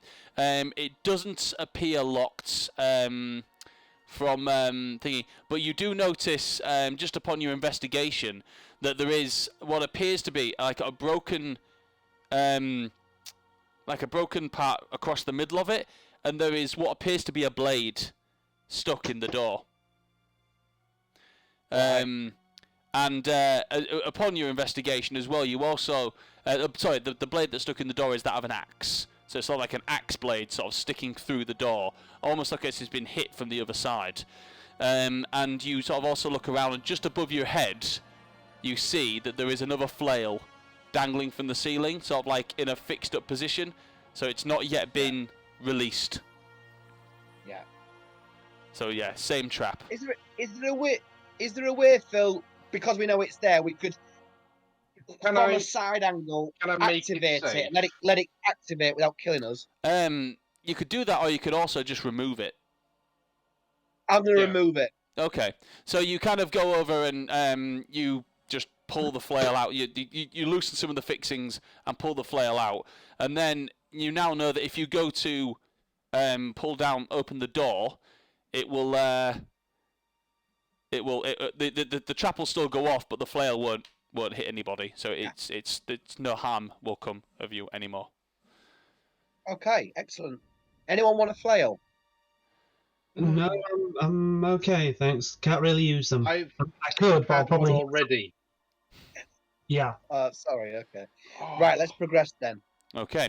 Are you opening the door? Yeah. Okay. So Cautiously. You pull the string Tentatively. to open the door, and the door comes up maybe about half a meter from the ground, and it gets up and it stops. As the weapon that's on the other side stops it from continuing to go up, because it kind of opened by sliding up. But the weapon, the axe that's stuck on the other side, stops it from opening fully. It kind of locks it in the stonework. So it's about, I'm going to say, maybe not even half a meter, maybe about 60 centimeters off the ground. So yeah, about half a meter off the ground. Okay. With the help of others, I would like to try and remove the axe. Okay. The space that's underneath the thing, you could probably just get someone slight would be able to sort of like crawl under. They'd then have to remove the axe. Alternatively, you can try and push it out from the other side. It's up to you. How would you like to do this? I'll crawl underneath. You'll crawl underneath. Mm-hmm. Okay. Do you want me to push? No, it's okay. Okay, so you kind of get down and crawl underneath the door. As you get through, you find yourself in a sort of like a. Hang on, let me just check. You find yourself in a. Where am I on my map? Yeah, you find yourself in sort of like a rectangular room, probably about 15 by 30, 35 foot. You're kind of taken aback by the sights that you see in here, as there appear to be skeletons hanging from the walls, chained up by the arms, and sort of like hanging down. You also notice in the middle of the room there's a dead body, a skeletal body, lying down in the middle of the room with sort of like leathers that have kind of like eroded, not the word, sort of like worn away due to time. You kind of pull yourself up and you see the axe that's stuck in the door. Would you like to remove it? I will do my best, yeah. Give me a strength check. Can I assist him? If you're going to push from the other side, yes. But if you're pushing with your hands, it's a sharp axe, and it's the blade end. How would you like to push it through? I want to use something. The flail. Okay, so we're going to use like the handle of the flail to kind of push it. Okay, yeah, I'll say roll. I'm not going to say roll with advantage. I'm going to say roll with a lessened difficulty. Okay. So, let's see. Am I using strength for this? Yes, it's definitely Is it strength. Is it an ability check? It is. Before you roll, I'm just going to shout, Mulrin, give us some assistance with this, please. Okay. It's Raljin making the check, so he's gonna get. And I am on the other side of the door. Yeah, I mean, if you're right there, so he can kind of reach under and grab your ankle if you like. It's okay, Raljin. It's okay. It's Mulrin. Oh, okay. dear. All right. So that is 16. 16. Okay. Yep. You managed to with Elar's and Mulrin's help, you managed to push, and the blade kind of falls out, and you now have this great axe in your hands, which you find quite heavy. It kind of falls to the ground slightly. It looks like it's seen better days. It's it's slightly rusted. The handle, the wooden handle, looks like it's the varnish is starting to wear away, and it's starting to, like, woodworm is taking it slightly. Right. But yeah, you've that kind of falls to the ground, ding ding, and as you do that, you can then on the other side pull the door, and it opens up fully. You guys step into the room, and you guys now see immediately there are 4 skeletons hanging from the ceiling. They look to be of different shapes and sizes, and in the middle of the room there's also another sort of skeleton, sort of like lying down on the ground, and just sort of like looks like probably the one that had the axe. It's quite a large skeleton. One of the skeletons, actually, give me. Been trapped. Yeah. What would you like to do while you're in here? I'd like to investigate the skeleton, the main skeleton, the big one on the floor. Okay. You I'm gonna stand in the doorway. on You this ready to stop the door shutting? within this room there is also a doorway to the on the eastern side of the room. It's like an iron door on the eastern side of the room. Is there any way we could see a map, Phil? Because I'm getting a little bit tossed about and trying to figure out where we've been. Unfortunately, I can't show you the map without showing you the whole thing. Right. Because I've got the map. I've got the map drawn out. You see. So without showing you the whole thing, I can't show you. Unfortunately, sorry.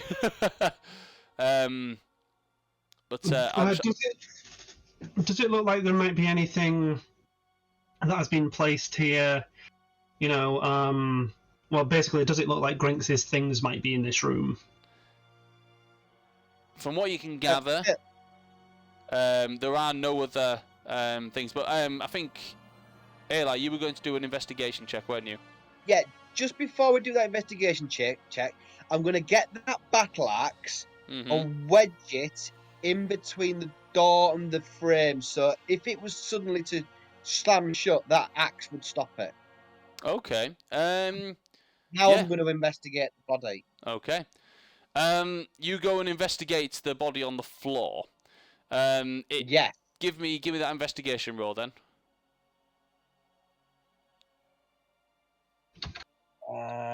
It's 11 plus 1 is 12. 12.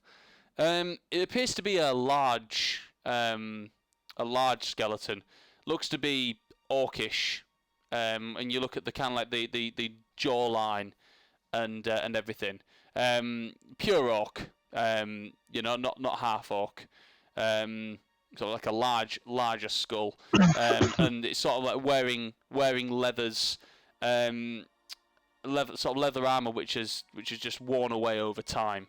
It does have a coin pouch full of some what appear to be gold and silver coins worth. So you've got about 24 gold and about 16 silver. One thing you do notice about the coins is they are the actual coins themselves look very old. There's they're not they look like like very early kingdom coins, not recent stampage at all on those coins. They've been in this place far too long, haven't they? This is it. Time's looks like moved it. on. Time has moved on. Is anyone else doing anything? Can I just... What about... Oh, go on. I was going to say, do you guys want to check out the 4 skeletons on the wall while I'm checking out this skeleton? I was going to say, I could cast Detect Magic and just see if there's anything of note in this room. Okay. Whilst you're doing that, Rajan, are you doing anything? Gonna see if there's another way out. I mean, I'm assuming the skeletons that are chained to the wall, they're just skeletons. There's nothing of value on them. They're skeletons with sort of like leathers sort of like hanging off them, and they are manacled to the wall, dangling from their hands. One of them is actually when you kind of look around the room, one of them is dangling from one arm. And it's another large orcish frame of this skeleton. The other 3 in the room that are dangling are sort of like humanoid, possibly human or elven. This one's an orc, just like the one that's on the floor. And you can see up where the manacle is, there appears to be something etched into the wall. Something in... some sort of writing that appears to be scratched in either with a stone or something sharp. Is it something I can read? What languages do you read? Can you read? I We asked know. Walrin to read it. Hang on, just. Oh yeah, well he'll be able to, but I would like to see if I can. Just a second. Languages. I can read Common, Elvish, Undercommon, and Goblin. No, you can't read it. Okay. Walrin, can you have a look at that wall and see what it's written on there, please? I can, and he's going to have a look. Does anyone know what languages Morvin speaks? Doesn't he have Italian. With the draconic thing, doesn't he get everything? Oh, Yeah. that's a good point. Yes, he can. You gave him that, so yes, should be a he non-sequitur. did. Yeah. Let's double check if he has to activate it. 1 second. And stuff. This is what happens. Ba-ba-da-ba. Hang on. Where am I? We get the right page and I'll be alright. Draconic gifts.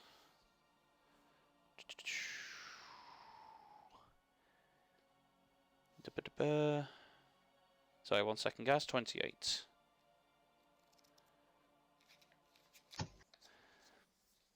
Didn't you put it in Discord? I might have done. If someone finds it faster than me, then great. So, Tongue of the Dragon. So you gain the majestic presence of the dragon, dragon's voice, and dragon's wiles. So it can speak, read, and write Draconic. It's not every language. So I just need to know which other language. I know he reads and writes a lot of languages. I just need to make sure that he can read and write this. Thieves can. Undercommon, Naga. Definitely those. 1 second. I'm fairly sure he spoke to Garroth in Orcish once. Let's just double check that. Do you know what? He probably can speak Orcish. So, Morvin recognises this as Orcish, written on the wall. It's an old dialect of Orcish. And he just says, it says, it is awake. Well, I don't like the sound of that. No, neither do I. Nimtalin is like, are we going to get this stuff and go? Is it in here? Yeah. No, is there another way out? Go this way, away from here. With my detect magic, is there anything that's pinging in the room? As Raljin's looking at the skeletons and reading this message with Morin, and you kind of looking, gazing around the room, and you see like Nimtalin is sort of like staying away from the door, staying towards, like walking towards the doors and things. You look sort of like staring around the room, and you see Alar down by the skeleton on the floor, and there is a dark green aura emanating from the skeleton. I'm going to step away. As you don't see this. As you see this, you then hear as the head of the skeleton, just as Alar sort of turning away from removing its coin pouch, the skeleton begins to get up and stand up on its two legs. It kind of begins to. Actually, it's going to step away from Alar, and it goes towards the door, grabs the axe, pulls it out, and I'd like you all to roll for initiative, please. It came straight towards me then, because I made a point of saying I was I stayed at the door. Yeah, so it goes right up to you, barges past you, grabs the axe, and you're probably going to be its first target. So roll for initiative, everybody. All right, Okay. 18 on dice. Let me just find where. That's 21. 21. Okay. 15. Hang on, I'm going to have to get some battle music going on here. There we go. So, hang on 1 second, let me get the thing up. Oh yeah, sorry, I forgot to roll. Keep your initiatives in your head just while I stop that encounter. Reset the encounter. And let's just add in. finally, we get to fight. Ooh, not that one. We'll go with that one.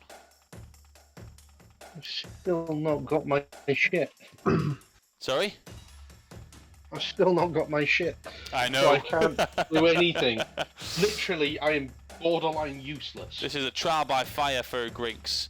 Oops. So, Ayla, what's your initiative, sorry? 21. 21, nice. Grinks, what's your initiative? 15. 15. Gareth isn't here. Delete. Malrin, someone roll for Malrin. Morin gets 17 plus whatever he's got, plus 3 out of 2, I think. So Okay, 8, so 19. 19. Okay, Raljin, 19 for me as well. 19. And Lynx, So, Sort of 13 for Lynx. 13. And I'll just chuck an Autumn Eladrin to get Nimtaline in there. And he rolls, whoops, 12, 13, 14, 15. so Phil, Yeah. as I'm watching this thing get up, I've been watching it for quite a while. Now it's getting up and it's moving. It's gone to the door. So it's pulled out the axe. just I wanna it's know- basically just as you kind of step away and with the coin purse and sort of like pour the coins into your hand to count them. That's when it gets up. It charges towards what looks to be Grinks. It looks like it's charging towards you, Grinks. But it doesn't. It barges past you, grabs the axe, and it looks like it's about to make an attack against you. But it's Ayla first. So you see this happening. What would you do? So I want to know, because I'm watching it, can I use my Know Your Enemy and work out its armor class and hit points? As in, are they less than mine, or? Okay, so you've spent a bit of time examining it. You have to do that for in a minute, don't you? But you spent a bit of time examining it. So I'll say actually no, because you didn't know that it was going to that it was an undead. So when you were examining it, so no, you cannot do the Know Thy Enemy, unfortunately, because you would have to have known that this was a threat when examining it. So sorry, no. Worth a try. Worth a try. So yeah, what would you like to do? How far away from me is it? Oh, not very far at all. It's about 10 feet away from you. It's not a massive room. Right. Okay. Well, in that case, it's up close and personal. I'm gonna have my shield and I'm gonna stick my sword through it. Okay, give me an attack roll. Right then, gentlemen. It's hang on, it's a 14, so plus 8 is 20 odd. 20 odd hits. Yeah, roll for damage. Damage. I'm gonna roll for damage. That's with my big sword. That's a D8. So 1d8 plus 1d8 plus 5. So that's a 6 plus 5 is 11. 11 points of damage. Okay, that's your first attack. What would you like to do next? Gonna hit it again, Phil. Right, roll for a second attack. That's 11 plus 8 is 19. 19 hits. Roll for damage. It's a 5 plus 5 is 10. 10 points of damage. Is that everything you can do? Yeah, pretty much. Apart from screaming its face. Okay. Raljin, it's your turn. So you are, because it's theatre of the mind, you're about 15 feet away from this. Okay. I'm going to have to drop Dancing Lights, because it's... Wait, is it a concentration spell? I don't think it is. Let me check. I don't think it is Dancing Lights. No, it's not. Oh, yeah, No. sorry. Yes, it is. Concentration. Yeah, Actually, it would have gone out by now anyway. it would have gone out ages ago. It's only a minute long. So I cast Hunter's Mark on the Skellywag. Okay. And then, Grinks, what you see is me raise my very fierce-looking dragon-winged whitewood bow, not put an arrow in it, and draw the string back. You pull back the string, and as you do this, you see ice beginning to form from from Raljin's fingers and from the bow. It meets in the middle, kind of flashes to form an arrow just before you let go. Give me an attack roll. I did say I cast Hunter's Mark. Yes, you've hunter's marked it. Yes. Yeah. Ooh, that is nice. That is ridiculous amounts of attack roll. That is 28. 28 hits. Roll for damage. So that is. Sorry, what does the ice damage do again? Ice damage. Yeah, I have the book. I got the book. Pardon me. The bow. Where's the bow? Where's the bow? The Draconic Wing Bow. So it is an additional 1d6 damage of ice damage. So it's still just a regular. It's an arrow's worth of damage plus a d6. Yes. All right. Okay. So that is. Ooh. Well, could have been better. Could have been worse. So that is. Sorry.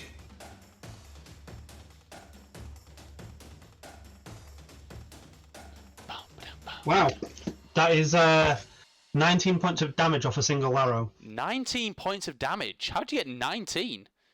I have crazy amounts of bonuses when it comes to my bow. Nice.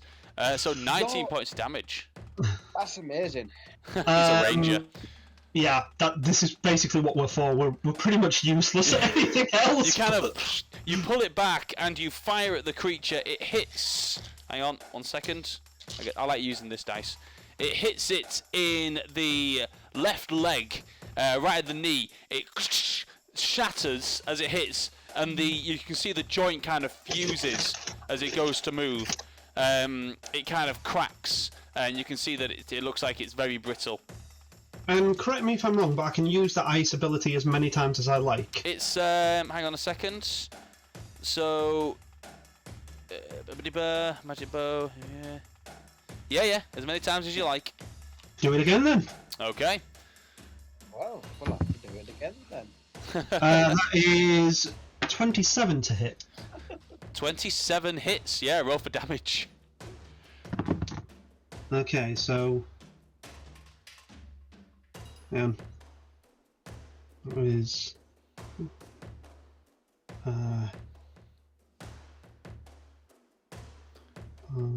15. That is plus my dexterity. 16, 17, 18. Yeah, that's another 19 points of damage. Sorry, I got the exact same roll. I don't know why that took me so long. So yeah, this one kind of hits it. As it's not facing you at the moment, so it's kind of got its back to you. It hits it sort of like right at the back, just at the bottom of the sort of like where the shoulder blades meet. As it hits, it kind of freezes up, and the creature's kind of holding its axe kind of freezes slightly, and it moves at its shoulder blades, and it cracks, and you notice the bones break slightly. It's as it almost turns slightly, its knee also cracks and its leg gives way. It's still standing there, but on one leg, and it's looking awful. The way it's looking like you could touch it and it would shatter. That's kind of how it looks at the moment. That's your turn. So Mulrin, what will Mulrin do? Probably toll the dead, I'd imagine. Yeah. So that's let me just toll. And he's not massively keen on undead things as well. No, I know. No, Yeah. I'm not. They're abominations. Hang on, I can't find Toll the Dead. 1 second. What does Toll the Dead entail? Toll the Dead. Thank you. It's. I think it's a saving throw. Oh, god damn it. Of all the times where it started going slow. Wiki dot. Let's have a look. Yeah. That's what I was going for. It's not just you, it's Wikidot's running slow. Okay, here we go. So you point at a creature you can see within range. Wisdom saving throw, Okay. or take Yeah. 1d8 neurotic damage. Necrotic. Neurotic. Oh god, I've had a long day as well. Necrotic, you're right. Yeah. Neurotic damage. Actually, Stop being so neurotic. It's a good job you didn't say erotic. 1 second, I think it's actually 2d8 because we've reached level 5. Okay, so We're higher than level 5. So yeah, so he rolled an 8 minus 1, so that's a 7. So that's definitely a fail. So roll 2d8. Oh, sorry, if the target is missing any of its hit points, it instead takes 2d12. Yeah. Oh, right, I mean, okay. you can roll for effect if you like. It's got 1 hit point left. I can tell you that it's just dead. 12 points of damage. 12 points of damage. As these 2 arrows hit it, and it kind of frees up. Morin kind of extends a finger. The creature its back goes straight, and as it kind of tenses up, it cracks and breaks. And hang on a second. Yeah, it's not immune. That would have been funny.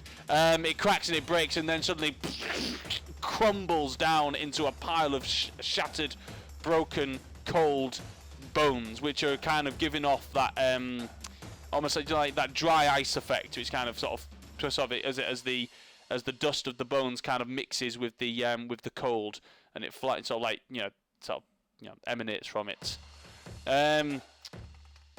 If I look around, I don't think it's been longer than 10 minutes, and I haven't done anything.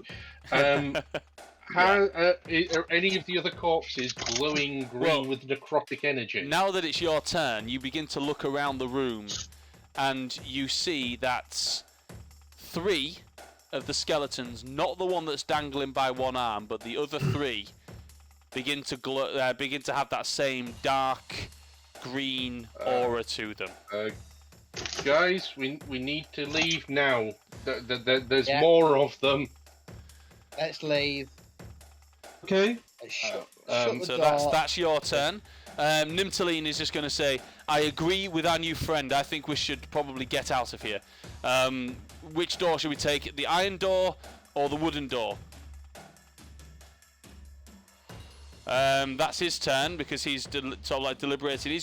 He's actually going to move towards the wooden door because it's the only door he knows is open. I guess coming back the way we came makes more sense. And make sure we slam the door shut and bar it from coming through the other way. Okay, he's going to head that way. Lynx is going to go up to Raljin and stick by Raljin. Yep. As you guys are moving, you notice the skeletons in the room, their heads just kind of look up and begin to sort of like their mouths kind of open up, and you see like almost like a breath, but it's sort of like a dark, cold, like dust kind of emanating from their mouths as they begin to shake their hands. One of them, in fact, I'm going to make it give them strength checks. Yep, one of them manages to shake its hand. Its wrist breaks out of the dust, so its hand falls off, and it kind of begins to shake the other one. The other one falls off, and it kind of clatters like 5 feet to the ground, and then begins to get back up again. It's the bones that have fallen to the ground from that sort of like fallen off begin to sort of like crack and sort of like move back towards it. Almost like the hands kind of like come up like spiders on the ground and begin to walk towards the skeleton. It then puts its hand down and they begin to reattach to its limbs. The other one's going to do the same thing. Another one does the same thing. Cracks, falls to the ground. Any limbs, this time this one actually breaks, one of its legs falls off. But then it kind of gets up and the bones just kind of refuse back onto it. The other one that's on the ceiling, the last one that's trying to isn't quite strong enough, and it's still wriggling around on the, making like a noise, but it's not able to kind of break itself free. The other 2 are going to start making advances on you. They'll have enough movement to get to you. So, okay. Raljin, you'll be the closest. So, One of them's going to go towards you. It's literally going to lunge for you because it has no weapons. So it's going to make a. Phil. Yes. As kind of a reaction, because I would have had the bead on this because of the vision. I knew it was coming. Mhm. Can I turn round and command it to stop?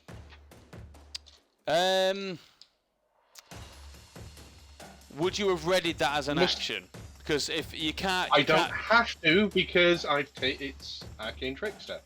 What do you mean? I don't need to prepare those spells.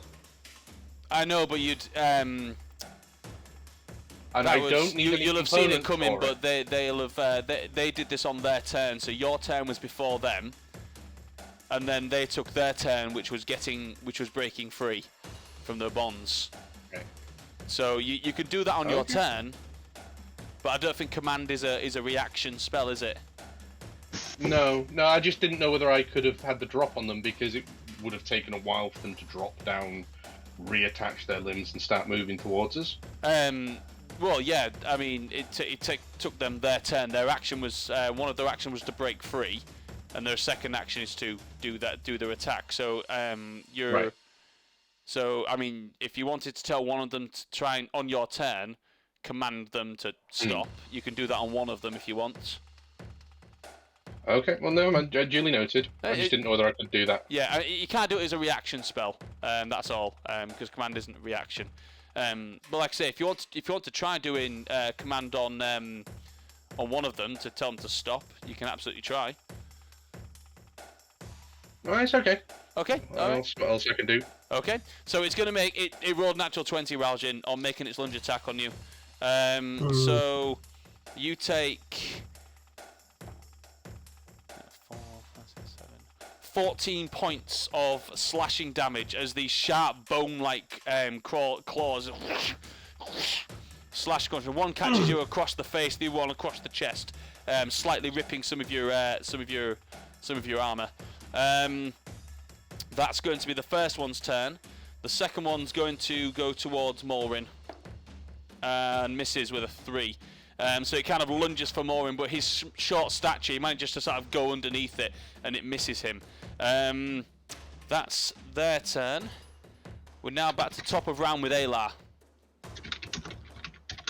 What would you like to do? Right. So the situation is we've got these skeletons coming at us, haven't we? Yes. I'm gonna turn round because obviously they're facing my back to them, and I'm gonna just go and slice them to bits. Okay, give me an attack roll. 16. 16 so with hits. my 8. Yeah, that hits. Yeah. The skeletons, there's not much to them. So I'm gonna roll it for damage. So 6 on dice. So with my sword, that is a 5.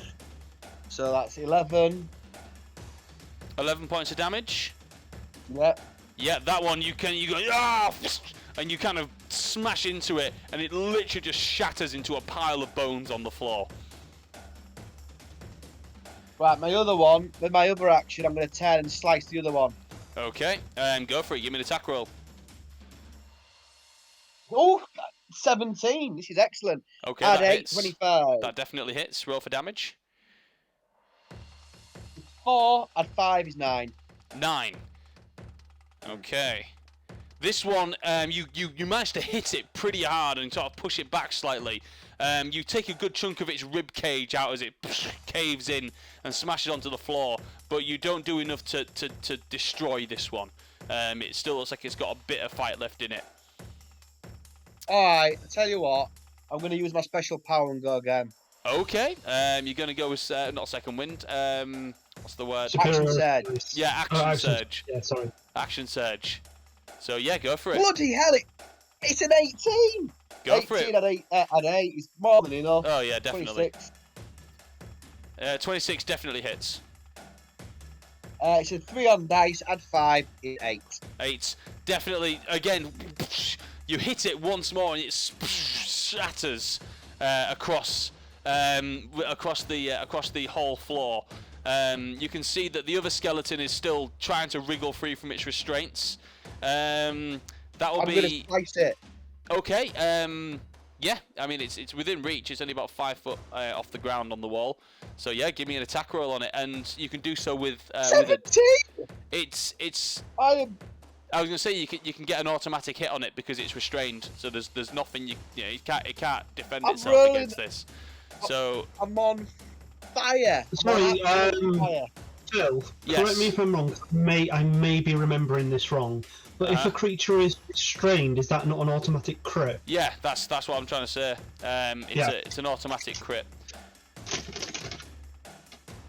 Right, okay. Sorry, I I thought roll you my damage dice twice. No, it's an auto crit. You've automatically. Hang on 1 second. When you're restrained, it becomes 0, and attack rolls against the creature have advantage. Sorry, have advantage, and the creature's attack rolls have disadvantage. So yeah, no, you roll with advantage. It's not an auto crit. Okay, well, so I roll my damage dice, yeah? Yes, you can roll. Well, you can roll with your advantage because just in case you get a crit. I'll roll a 6 on my d8 for damage. Okay. That's +5 is 11. 11. You just get your sword and smash it through its chest. And as you do, you break its chest in half. Its lower part of its body just clatter to the ground, and all that's left dangling, its arms just kind of fall free as they detach from the shoulder blades, and it's kind of lets its head and its chest and everything just fall to the ground and clatter down to the ground. And yeah, everything goes quiet. You've defeated these creatures. Right, Everything guys. falls quiet. Which door are we looking at leaving through? Nimtalin just kind of goes, that was impressive. Looks like those ones weren't as tough as the first one. Thank you for taking care of those. We have a couple of choices. We've got the iron door. We can head back the way we came. Which one's the most likely to have what you're looking for? Let's see. Examine the iron door. I'm going to examine the iron door and see if it's been opened recently or at all. Okay. I keep saying recently, but it could have been opened at any time in the last 30 years. Yeah. Yeah, exactly. You go to the iron door on the east entry. Give me an investigation roll. Okay, well, it wasn't great. It was a 10. A 10. It's not that hard, to be honest. It's an unlocked door. So it's closed, but it's unlocked. What you get there? Grinks, does this look like it may be trapped at all? I'll give it the once over. I'm slightly confused and freaked out at the undead. I've never seen anything like that before. So that would be investigation. 14. It's not great. 14. It doesn't appear to be trapped. It looks alright, but I'd be careful. I thought the other one looked fine and I got smacked in the face. Okay, I will stand at the side of the door. You know, like when you're up against the wall and you push the door open from the side? Mm-hmm. Yeah. Yeah, I do that. So. Okay. You lean up against the door and you kind of put your hand on it, and there's kind of like, it's almost like a button mechanism. You kind of press it in. It's a bit stiff, but you kind of have to push, and it kind of pushes in this big pad on the door. It's a bit stiff, but you manage to push it in, and the door swings open. As you open the door, hang on a second, go back to my notes.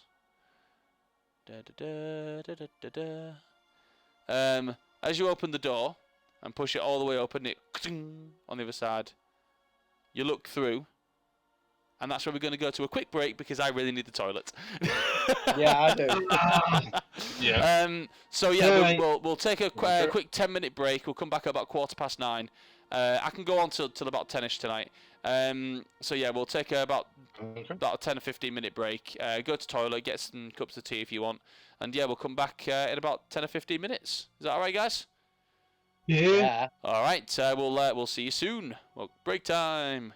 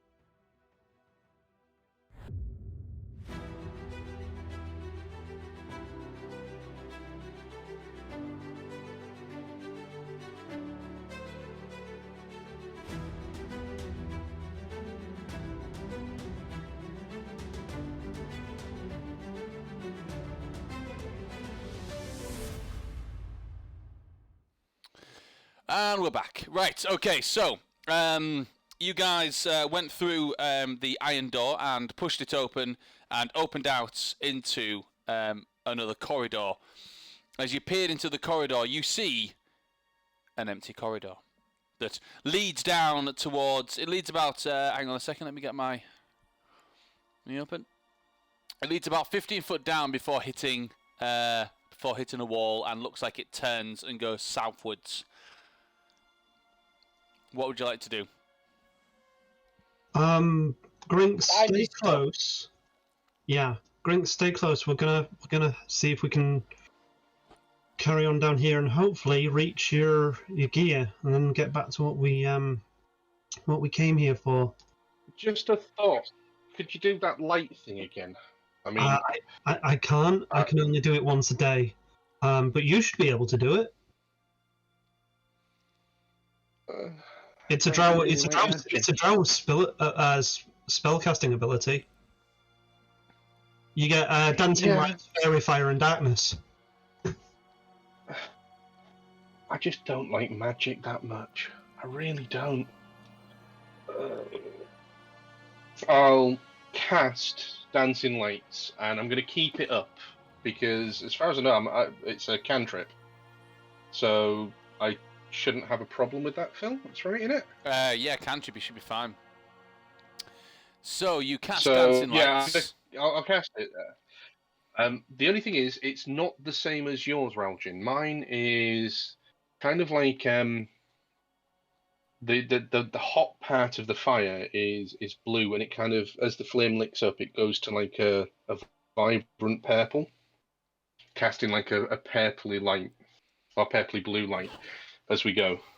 And I'll situate the globes, 2 in front of us, 2 behind us. Okay. As we go down the stairs. Righty-ho. So you lead down the corridor. There's a slight step down, but not a massive step down. And the corridor sort of goes down, turns southwards, turns back westwards, until you eventually get to sort of like a break in the corridor. You investigate one corridor, it leads to a dead end. But then, if you investigate going eastward, going south and follow the corridor around, you eventually get to another door. This door is it's a simple wooden door. Oh, and sorry, I was mistaken. I've just made Grinks cast that for no reason, because I just realised I can actually cast it multiple times a day. It's the other spells I can't. Whoops. So, well, you've done it. You made me cast something. I'll investigate the door for traps, and that is I'm hanging out my ass, petrified, really discombobulated with a bunch of strangers I don't know. I've just seen a bloody drowling cast an ice arrow from his bow, freaking me out. So that is a whopping 10 on investigation for traps. Okay. So you don't appear to find any traps. I'll try the door. Okay. It's you do investigate it. It is unlocked, and it's one of those pull string doors again. So you pull the rope, and the door slides open.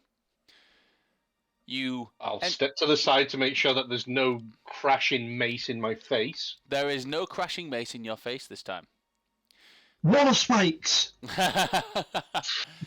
This time the room appears to be there are no traps. There are no traps here. 1 second. D6. Whoops. Okay. As you enter the room... I'll send in a globe ahead of us. Okay.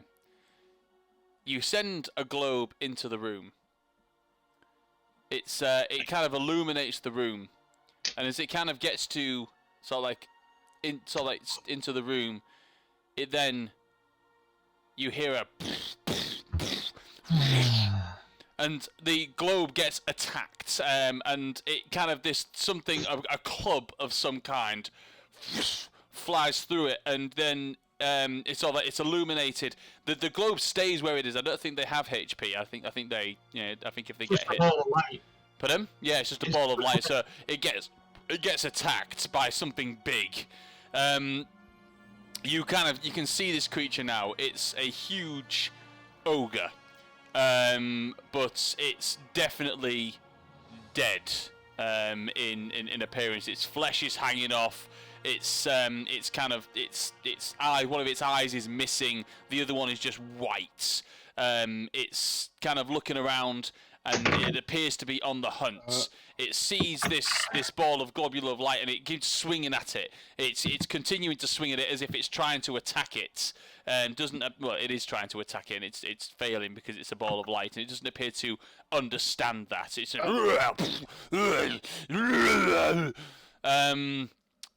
it then kind of looks up. Can you go on? Give me a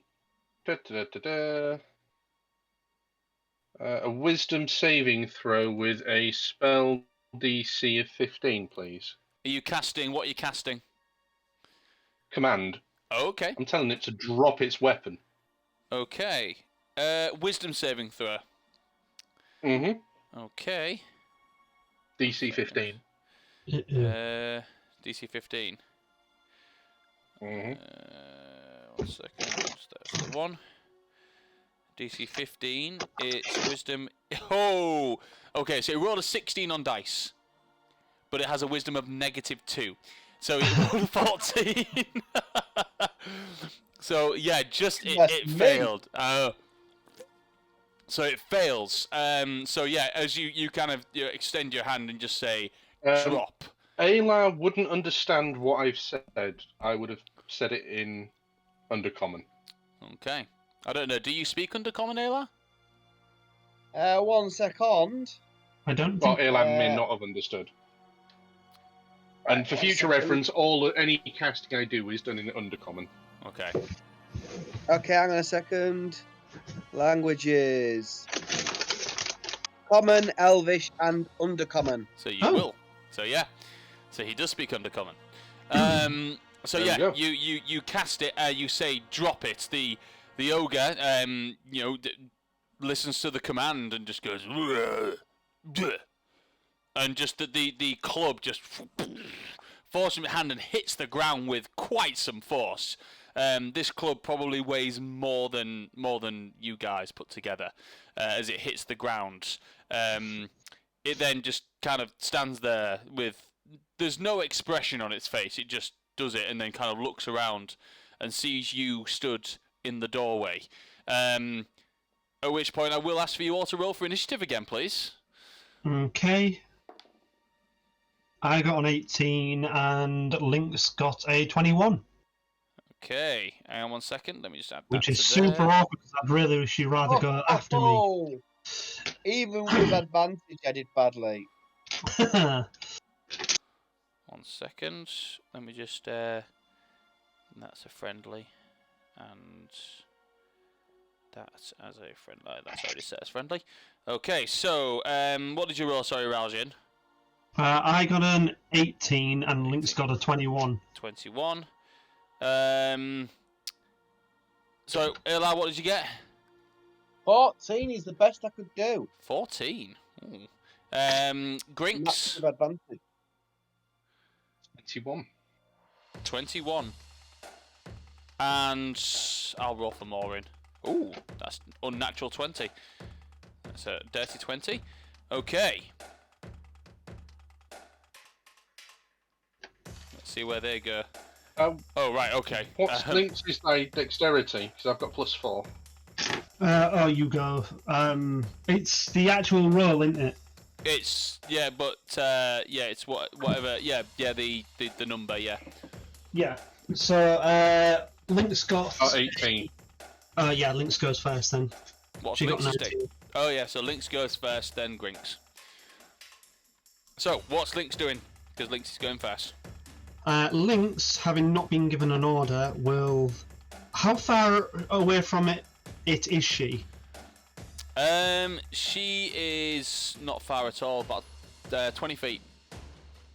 All right, she will charge at it and try and knock it off its feet.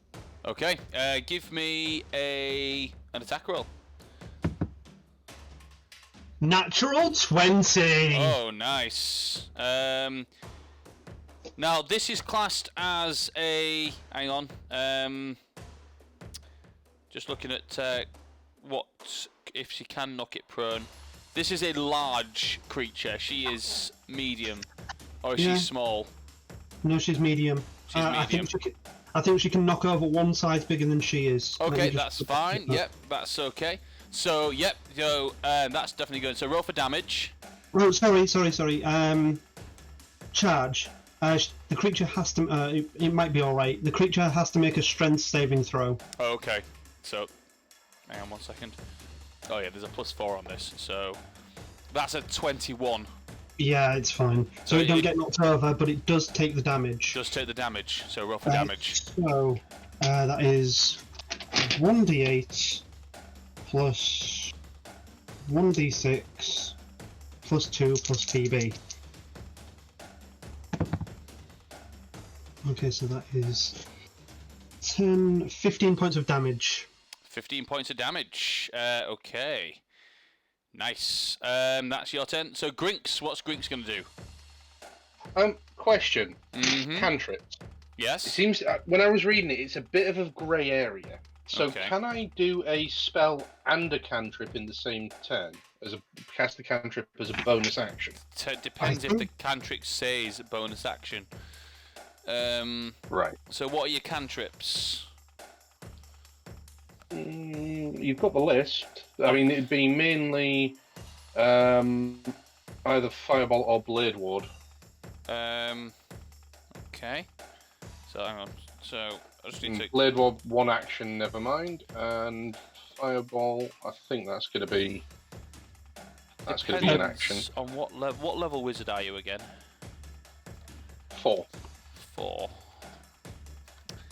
So. Fireball is an action. Yeah. Yeah, it's an Fireball's action. Never mind. Yeah. Sometimes it depends on what you have as a wizard, what you can do. Okay. So you are level 3. Did you say? Yeah. Cantrips. Your spellbook. Casting, replacement. Yeah. Okay. Preparing, casting spells. Spell casting ability, ritual casting, spell casting focus, learning. Arcane recovery, arcane tradition. No, I don't think you can cast it as an addition. Okay, no, that's You might have to read up fine. on it because I'm not overly confident with wizards. No, that's myself. okay. No, I'm still doing research. Okay, in that case, then what I'm going to do is I'm just going to look at Ralgin and just say I'm fed up with this shit, and I'm going to just literally lift up my left hand, point my clenched fist at it. My ring's going to glow, and I'm going to blast the fucker with Chromatic Orb. Oh Yeah. shit. Okay. Give me. So 17 plus 6. I'm guessing that's going to hit. So it's you hurl. It's 3d8. 17 plus 6. I've got the spell in front of me. Yeah. Yes, it so definitely it's- hits. Definitely Okay. hits. So, I mean that hits big. Mhm. I'm not gonna. You're always gonna hit this, guys. It has an armor class of 8. This is this. I don't normally give away the armor class, but you know. 8, 8, 9, 10, 11, 12, 13, 14, 15, 19 points of thunder damage. 19 points of thunder damage. Nice. Now just double check. Is that? No, it's not. It's not in its invulnerables or anything like that. So yeah, 19 points of thunder damage. Nice. It looks like it takes about half its health away with that. And as a bonus action, what I'm going to do is send my globules of light. I can move them up to 60 feet, Okay. and they're just going to start swirling around him, Okay. trying to distract him. So basically, he thought that was a thing that he was going to attack Yeah. before, obviously his intellect isn't great. I'm hoping that the dancing lights will do that. And then for my movement, I'm going to walk back 15 feet or whatever and make sure I've got Ayla, Nimtaline, and Ralgin in front of me. Okay. We'll protect you. It's Morwen's turn. What's he going to do? I'd say. Guiding bolt? Guiding bolt, yeah. Yeah, guiding bolts. At, let's do them at a higher level. Guiding bolts and do it at 3rd level. I imagine that's probably what he'd do. So is someone going to roll for him? What do I roll? What do we roll? Well, 1d20, it's spell attack. And I think, I think he's got like a +6 to hit, so... Okay, in that case it's 21, if it's +6. 21, I mean, definitely hits. So roll for damage. So 4d6, 5d6, 6d6 points of damage, please. 9, 11, 17, 18, 19, 20, 21. 21 points of damage. Nice. This thing And is it's radiant, so if it's undead, would that be... Doesn't do would that be anything double? else particularly, unfortunately. No. No, not with this one. So that was that's his turn. I don't think he's not going to do anything else, is he? No. So we'll go around to Ralgin. It's your turn. What are you doing? Okay, so I'm gonna transfer my hunter's mark because it's been less than an hour and I didn't drop it. Okay. And then I will save my arrows and I will just use another ice blast again. Go for it.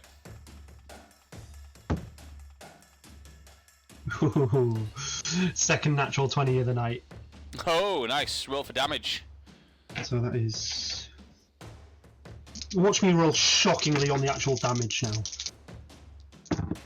Oh no, I did... Well, I mean, I kind of did, but could be worse. 16... 17, 18, 19, 20... 24... 25? 25 points of damage. 25 points of damage. How do you want to do this? Yes! Haven't had how do you want to do this in ages? Oh, sorry, Ayla, we didn't get around to you doing anything, but... Alright. Fine. Okay. Right. So, I pull back the bow, the ice arrow forms, and I fire. Mm-hmm. The arrow reaches just like about maybe 30 centimeters before it hits. It shatters into tiny ice daggers. Ooh. That just pepper the body and the face of this undead monstrosity.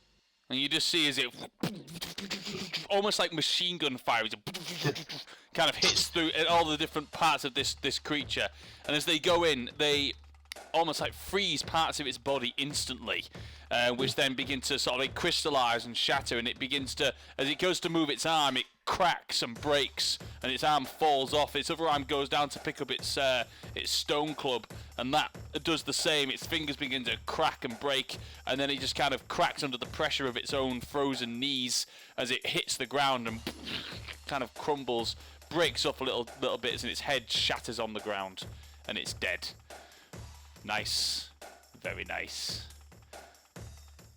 Okay. Okay.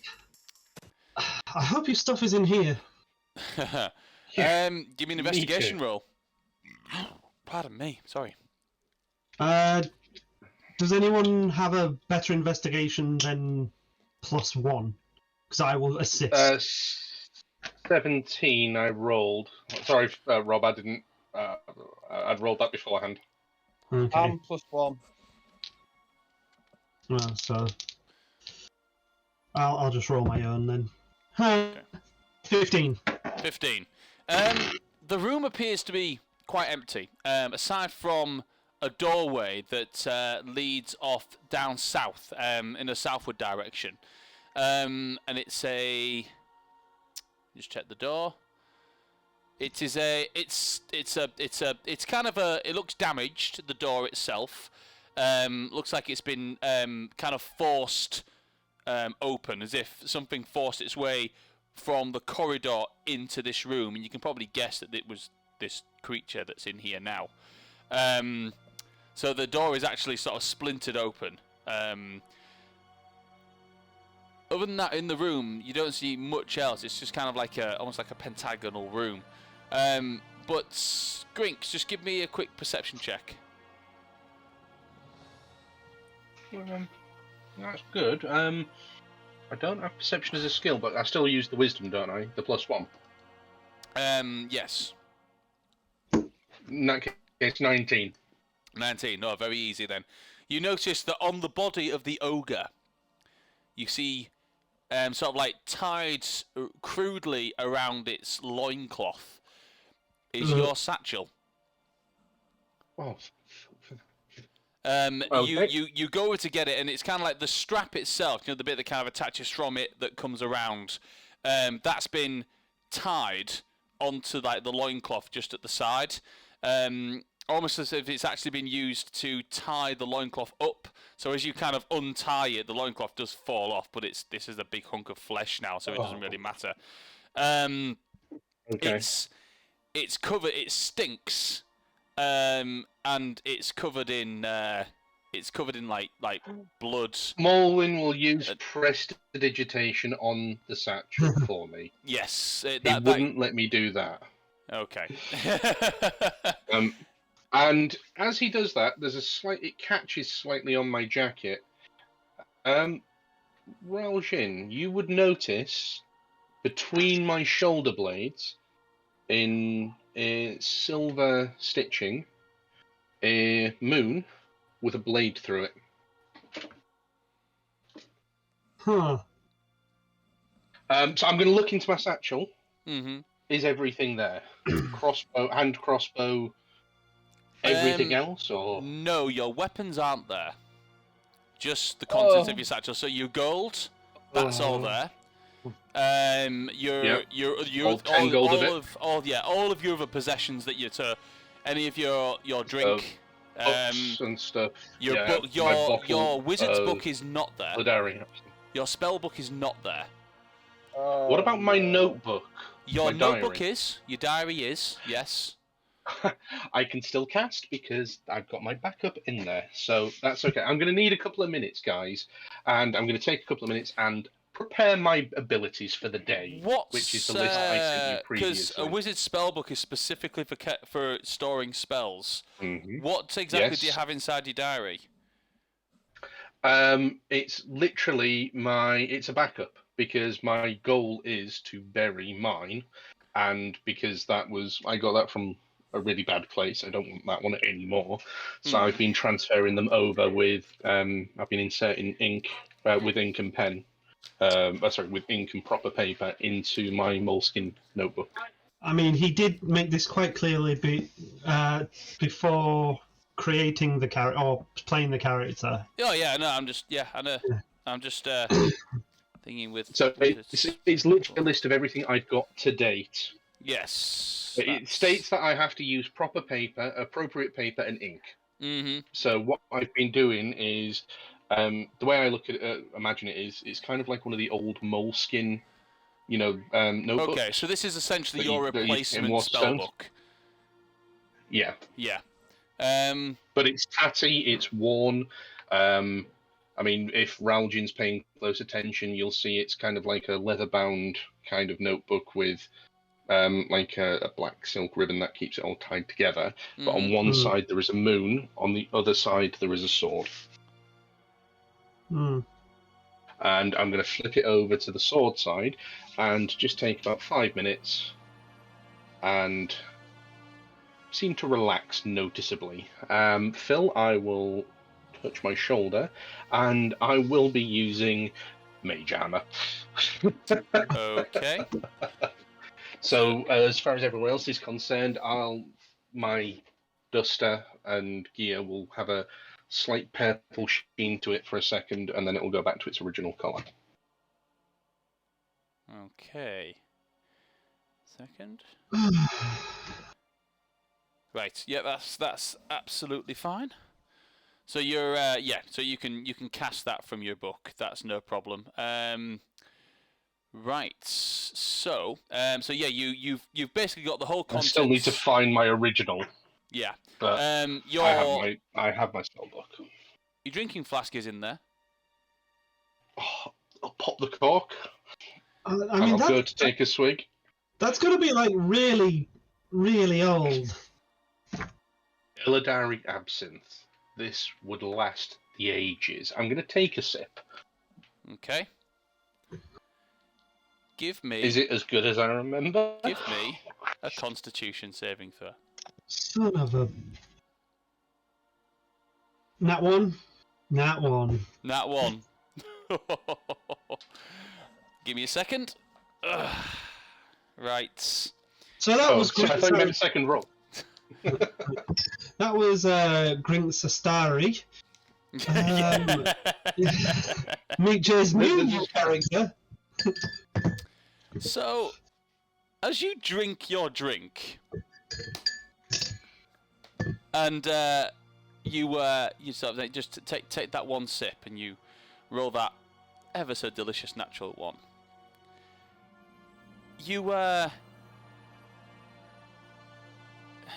rolled a natural one, so I can't really do much else really.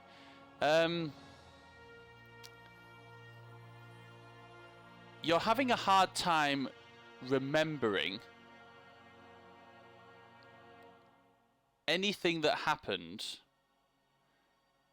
prior to waking up in the Feywild.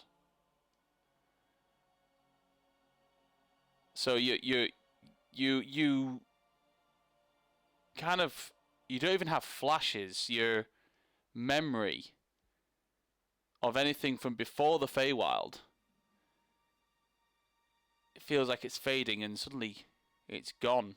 And the last thing you remember now is being with these guys in the Feywild. Them finding you. Funny thing is, you do remember that you know magic, things like that, but it's memories and connections and anything just seem to have flitted from your mind. Okay, out of character. Fucking love this. This is amazing. In character. You know how I love it when you fuck with my characters. Chris, I love this. This is because you rolled a nat one. This is completely, yeah. Jeez. I mean, you failed the check, so yeah. I'm going to take another swig. I know I like alcohol. Okay. My eyes will probably glaze over. Yeah, you take another drink of it, and this is where it kind of hits the back of your throat, and it's been 30 something years. It's a lot stronger. It's fermented a lot more since you last took a swig of this. But actually, you will know that it's been 30 something years, because that's something you learned since being in the Feywild. But yeah, you've kind of got that blank space now of you don't remember anything from before being here. So would I remember telling them that I was part of the menagerie? You remember telling them that, yes. Blank? You remember telling them that, yes. But you now think that you've kind of convinced them of a lie. You think you've lied to them. I'll put the cork back on that. Stick it in my bag. Right, let's sort your problem out, Ralgin, and then we can get out of here. I can get back to the menagerie. Okay, but what about the rest of your things? Oh yeah, I was looking for other things as well. Oh, we can go. Yeah, we'll carry on. We'll have a look for those as well. You okay? Never there. Okay.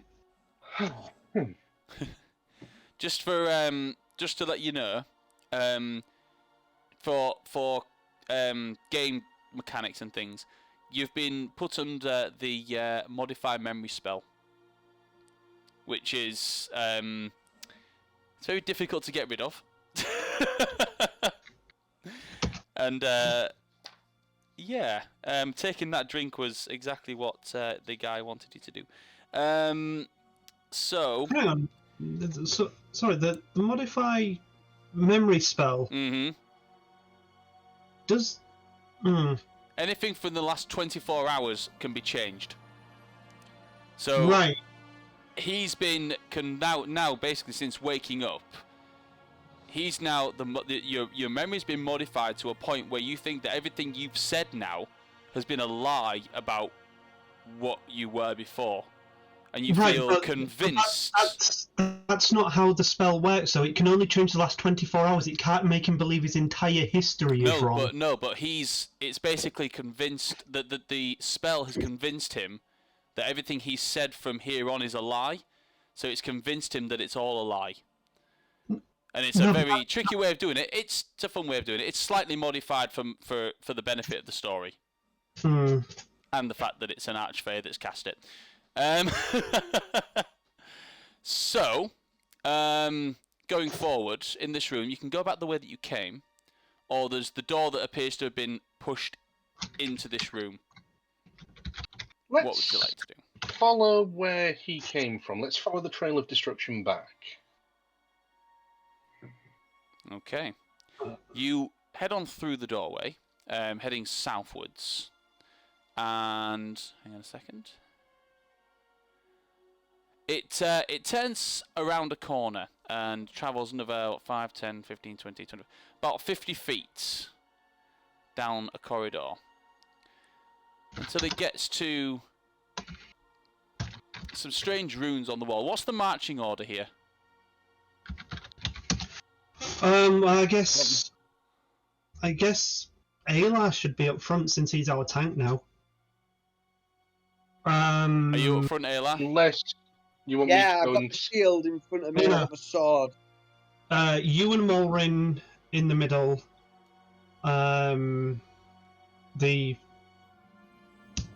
The elf guy whose name I keep forgetting. Nimtali. Yeah. In the middle as well, and me and Link's bringing up the back. Okay. Well, that's what I think we should do, just because me and Ayla are now our heavy hitters. Mm-hmm. I know, Okay. it's mad, isn't it? Yeah. So Ayla at the front then. You're heading up the front. You see some strange runes on the wall. As you step closer towards them, they begin to glow. I'd like you to make a wisdom saving throw, please. Uh-oh, scarios. If I've got advantage, if I've got that as a skill thing for saving throws, I get advantage, don't I? No. No, it's not advantage. You add your You are- proficiency. Proficiency. Yeah, this is just Okay. Ayla anyway. Right. Phil, did I have 19. something that helped? It's just Ayla that needs to roll this. Oh, Phil, didn't I have something that helped me with wisdom throws? Yeah, didn't I gave you the sort Was it the of sword? alertness, but that's only perception. Yeah, okay. So this is just a wisdom saving throw. 12? And 12. I've got a wisdom of practically nothing. Let's have a look. Worse than nothing, I think. My wisdom is -1, so that's 11. 11. You fail. it- You would have was the succeeded on a 12, but you fail on an 11. you stand. Everyone else, you're sort of walking behind Ayla, and as you get that sort of walking up the corridor, suddenly you see sort of like a slight glow in the distance, and Ayla, you stand still, and you are currently incapacitated for 1 round. So, 6 seconds go by. Ayla, you're just stand still. 6 seconds go by, and you kind of shake your head, and you're like, "What was that?" You were hypnotized for 6 seconds there. even though I'm an elf? Is that all right? Is that still okay? Hypnotized. It's more of a actually, because that's a hang on a second. Let me just check hypnotized and if it's charm magic. Hypnotized. I don't know. I'm just asking. Yeah, I know. Ba-ba-dee-ba. E F G H. Hypnosis. Is it even a thing? Hypnotic pattern. No, it's not classed as a charm. So you kind of stand still for. You just become incapacitated for 6 seconds, and then you kind of shake yourself out of it. Phil, while charmed by this spell. Oh, is that what it said? Oh, then it doesn't affect you then. Oh! So, no, yeah, so it looks like it's about to take hold, but it doesn't. It just begins to glow and you just ignore it and then walk past it because you're an elf. Fucking elf. Well, always worth a try. Yeah. Well spotted, Ralston. Well Right, spotted. okay, you have an option now. You can go north or south. If you walk 10 feet to the north, you come across hang on. If you walk 10 feet to the north, you come across an iron door. No, a wooden door. Sorry, I do apologise. If you go south, it looks like it sort of takes you to a longer corridor that sort of like heads westward. Where does the destruction look as though it came from? Give me an investigation roll. Can Molrin help him? If you like. So roll I'll with take an advantage. assist on that, yeah. Okay, actually doesn't matter. It's the same roll on both, so... 1. 16. 16. Okay. The path of destruction seems to lead down the long corridor, not into the room. The door to the iron door to the room doesn't look like it's been opened by anything recently. But the path of destruction, or the evidence of the ogre, seems to lead you down south down the corridor and along this westward corridor. And we can pop the iron door if you wanted. I It's up to you mean, guys. We're here. I don't see why not. It's a case of. Okay, so check for traps. Mm-hmm. And I'll cast Detect Magic on that one as well, because I can see through. The exact wording of Detect Magic is that I can see through 1 foot of stone, 1 inch of common metal, or a thin sheet of lead, or 3 feet of wood or dirt. Okay. Are any of your effects magical? Mine? Mm-hmm. Oh, Things that you're still my missing. rings. Things that you're still missing. I'd imagine the spellbook. It would emanate some magic. Ah, yeah, I'll say it will do, actually. So, as you sort of like go up towards the door, and it's a school of evocation, isn't it, that you are? Yeah, Yeah. well, the spellbook would have been, yeah. Yeah. So you, as you cast Detect Magic through the iron door into that room, you do feel the presence of your spellbook within there. School of the evocation magic is in there. And I'm just going to pick the lock. So that would be dirty 20. Dirty 20. Well, actually, it's more than that. It would be 21. Okay. You successfully unlock the unlocked door because it wasn't locked in the first place. Oh, well done. So just. Well, no, I locked it to prove a point, then unlocked it. You unlock it and you head on into the room, and there you can see, within this room, there's a chest just sort of in the centre of the room. It's got a very unique look to it, and as you kind of approach this chest, it's kind of got a sort of like a dark black sort of obsidian look to it. One thing you'll have noticed by the chest that you opened before, it had sort of like a bronzish, sort of like a brass kind of bronze, kind of like almost like a chest that you'd find in a mine, that would hold mining goods and things like that. Very dwarvish design. This one has got a very black, arachnid design to it. The top of the chest looks like the head and abdomen of a spider. The sides of the chest look like spider's legs that kind of come down with like metal, sort of like metal fixings that attach around it. So it almost looks like a malformed spider over like a metal crate.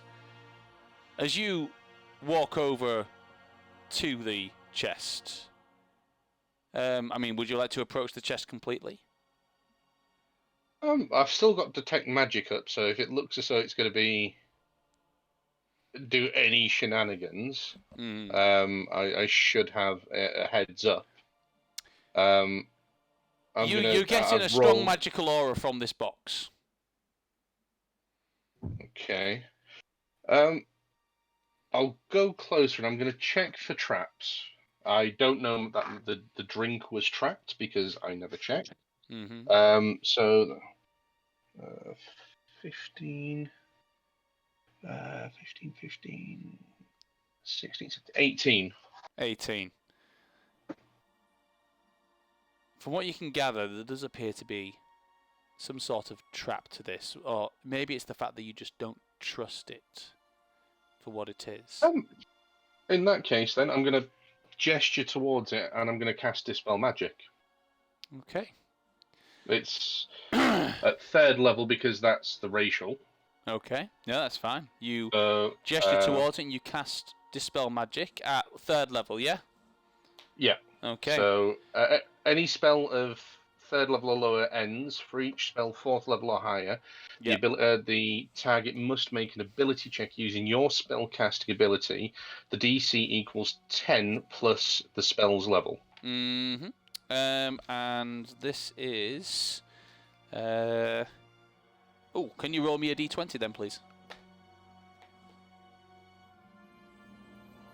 So that plus my spell casting, is it? Sorry. Yeah.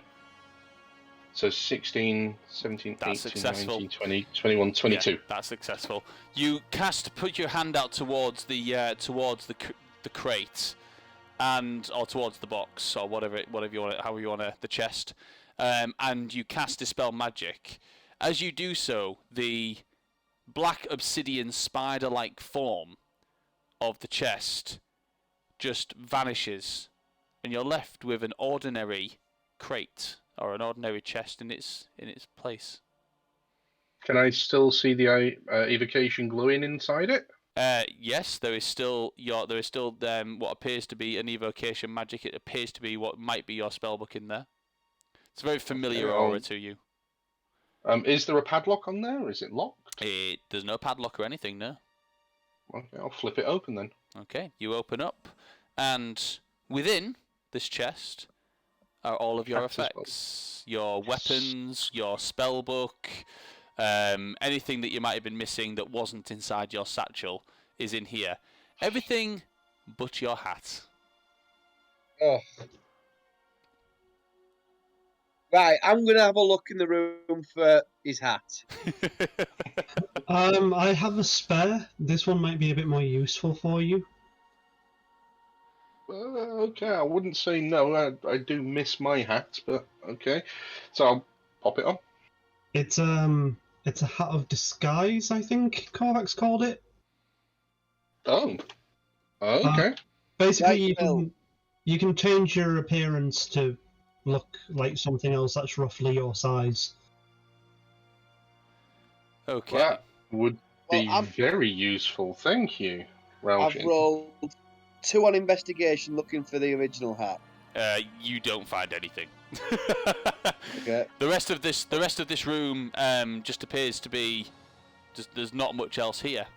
It's all very strange actually, because the terrain of where you are in the Feywild, you probably expect some things to be a little bit different. And you notice Nimtaline actually, look, while he's been following you guys through here, he's had a look of confusion on his face the whole time he's been here. It's like it's very alien to him, I guess, as he's kind of going around exploring, and he doesn't go out adventuring so much, so it's not like he would have seen anything to compare it to.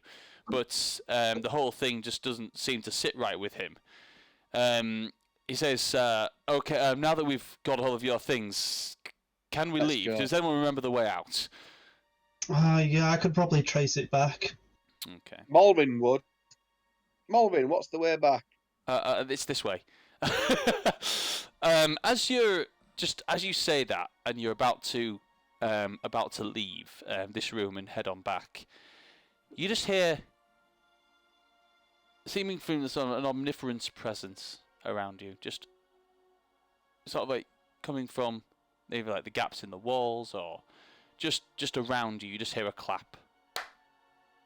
I think it's time to Do I leave. see anything with detect magic?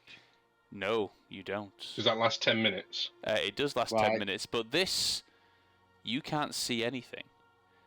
Right, let's You go. don't detect anything. You just hear a voice come out from just around you. It says, "Well done. I was wondering when you were going to be awoken, and you seem to have found all of your things. You're wondering if you're going to be able to get out. Well, you were never in anywhere in the first place." You hear a snap, and suddenly the room that you're in vanishes. The walls disappear. They don't just disappear, they kind of expand, and the brickwork just kind of and then crawls and sort of like rips away until you find yourself stood in a plain black room. It's almost like the floor has disappeared from beneath you, and the sky and the roof and everything has disappeared, and it feels like you're stood within a plain black void. The voice sort of echoes around the room and says, "You let one of my playthings get away. I'm not going to let you take the other. Not without earning him." And that's where we're going to end tonight's session. I was going to say, do I recognise the voice? Oh, yes. Yes, you do. Which this- is That this pointy-eared prick from the Yes. pub. You recognise the voice of, but it's really strange actually, because you recognise the voice, but you think it's something that you made up. Yeah. So it's almost like it's almost like another lie that you were going to tell people. That when they asked what happened to you, you would have told them that you were taken by a weird elf guy that sounded like this. This is exactly how he was going to sound like when you made that story up. Because you believe that created out of everything. your imagination. So you believe that everything that you were going to tell people was a lie. Though, to be fair, Phil, Yeah. on the exit of this, of the Feywild, it's highly possible I'll forget that I was in the Feywild, so therefore I'll forget that I've forgotten. Exactly. That's the fuck-uppery of this, and that's where we're going to end tonight's session. I hope you enjoyed that one, guys. I certainly did. Weird. So yeah, welcome to the party, Grinks. Yeah, I'm looking forward to seeing where this goes next week. You are Finally be useful. yes. Well, I wanted you to. I didn't want you to suddenly have everything and be all powerful. I wanted you to earn your place within the party and get somewhere and have the party help you get there as well, because it kind of created that that joint venture of you guys getting that, and it wasn't just a straightforward, "Oh yeah, here we are, I've got my stuff, go." You've actually had a bit of time to blend together and sort of like have that helping of each other. Can't believe you drank the drink without checking it first, though, man. That was that was brilliant. In character. It's Yeah, completely and to in be honest, I character. completely and you knew that I was going to lean into that. You knew that was. But yeah, that was. It's just sod's law. That was the one of the night. Yeah, and that was brilliant. So yeah, yeah, well done, guys. It's a good session. Hope you enjoyed that. And yeah, like I said, I had a few points that I wanted to chuck in there, but it was a very unprepared night. But yeah, you think it was you wouldn't think it was unprepared. I just like I want to thank Don John for tonight's map and everything. I literally went tonight because I didn't have much prep. Went on to Don John. Don't know if you've ever been on there. donjon.bin and got up a random map, and we sort of went from there. And it worked really well. I don't know if you guys enjoyed it, but it worked very well for me anyway. Hello. I'm glad I've now got my stuff. Yes, I'm glad. It was not great feeling utterly useless for the entire session. Well, most of the session. You weren't useless though. You did have you had things that you could use. So you weren't useless at all by any stretch of the imagination. I don't know why you think you were. It's just I felt squishy all the way through. I need mage armor. And the fact that I couldn't cast any of my spells, like I was really wanting Shadow Blade. That would have been so useful. That's it's because you don't have. What is your spell casting focus anyway? It's the Battered Hilt. Currently. Oh, the Battered Hilts. Yes. Well, now you've got that. But yes. So yeah. I hope you enjoyed that. And and we'll do this again next week. With hopefully I'll be a little bit more prepared. But I'm glad we managed to get somewhere with tonight's session. I really enjoyed that one. No, so you just have a full party again as well. Yeah, you are now in the lair of Viloth, and that's not somewhere that Alar really wants to be. Oh, you see, I've actually thought of something as well. I didn't know whether this whole attack on Ashen it was something that occurred to me the other day. So it's player knowledge, not character knowledge, because quite frankly, Grinks doesn't give a shit yet. Oh no, Grinks won't know any of this. Grinks is 30 years in the past. Yeah, absolutely. Oh no, that's the lie he's telling people. Yeah. But I didn't know whether the attack on Ashen actually wasn't anything to do with our initial thoughts of Siren. Whether or not it was actually what's his chops, Viloth, because Ralgin did shoot his son. Well, you don't know yet. We'll see. That was kind of my thought process. It occurred to me afterwards whether it's kind of because Ralgin tried to kill him, and he's got a link to the Feywild with the tree. Possibly. Whether that was the root cause, but in character I don't know that. It's more that's player guessing rather than anything else. Yeah. Well, all will become apparent as the sessions go on. But yeah, right. I'm gonna end the stream there. So thank you for anyone that I think we actually did have a few unique viewers in there, which was nice. So thank you for anyone that came to watch, and if anyone's watching this after the fact, I hope you've enjoyed the session. And yeah, we'll see you next time. But for now, it's time for us to call it crits. Goodbye, everybody. Bye.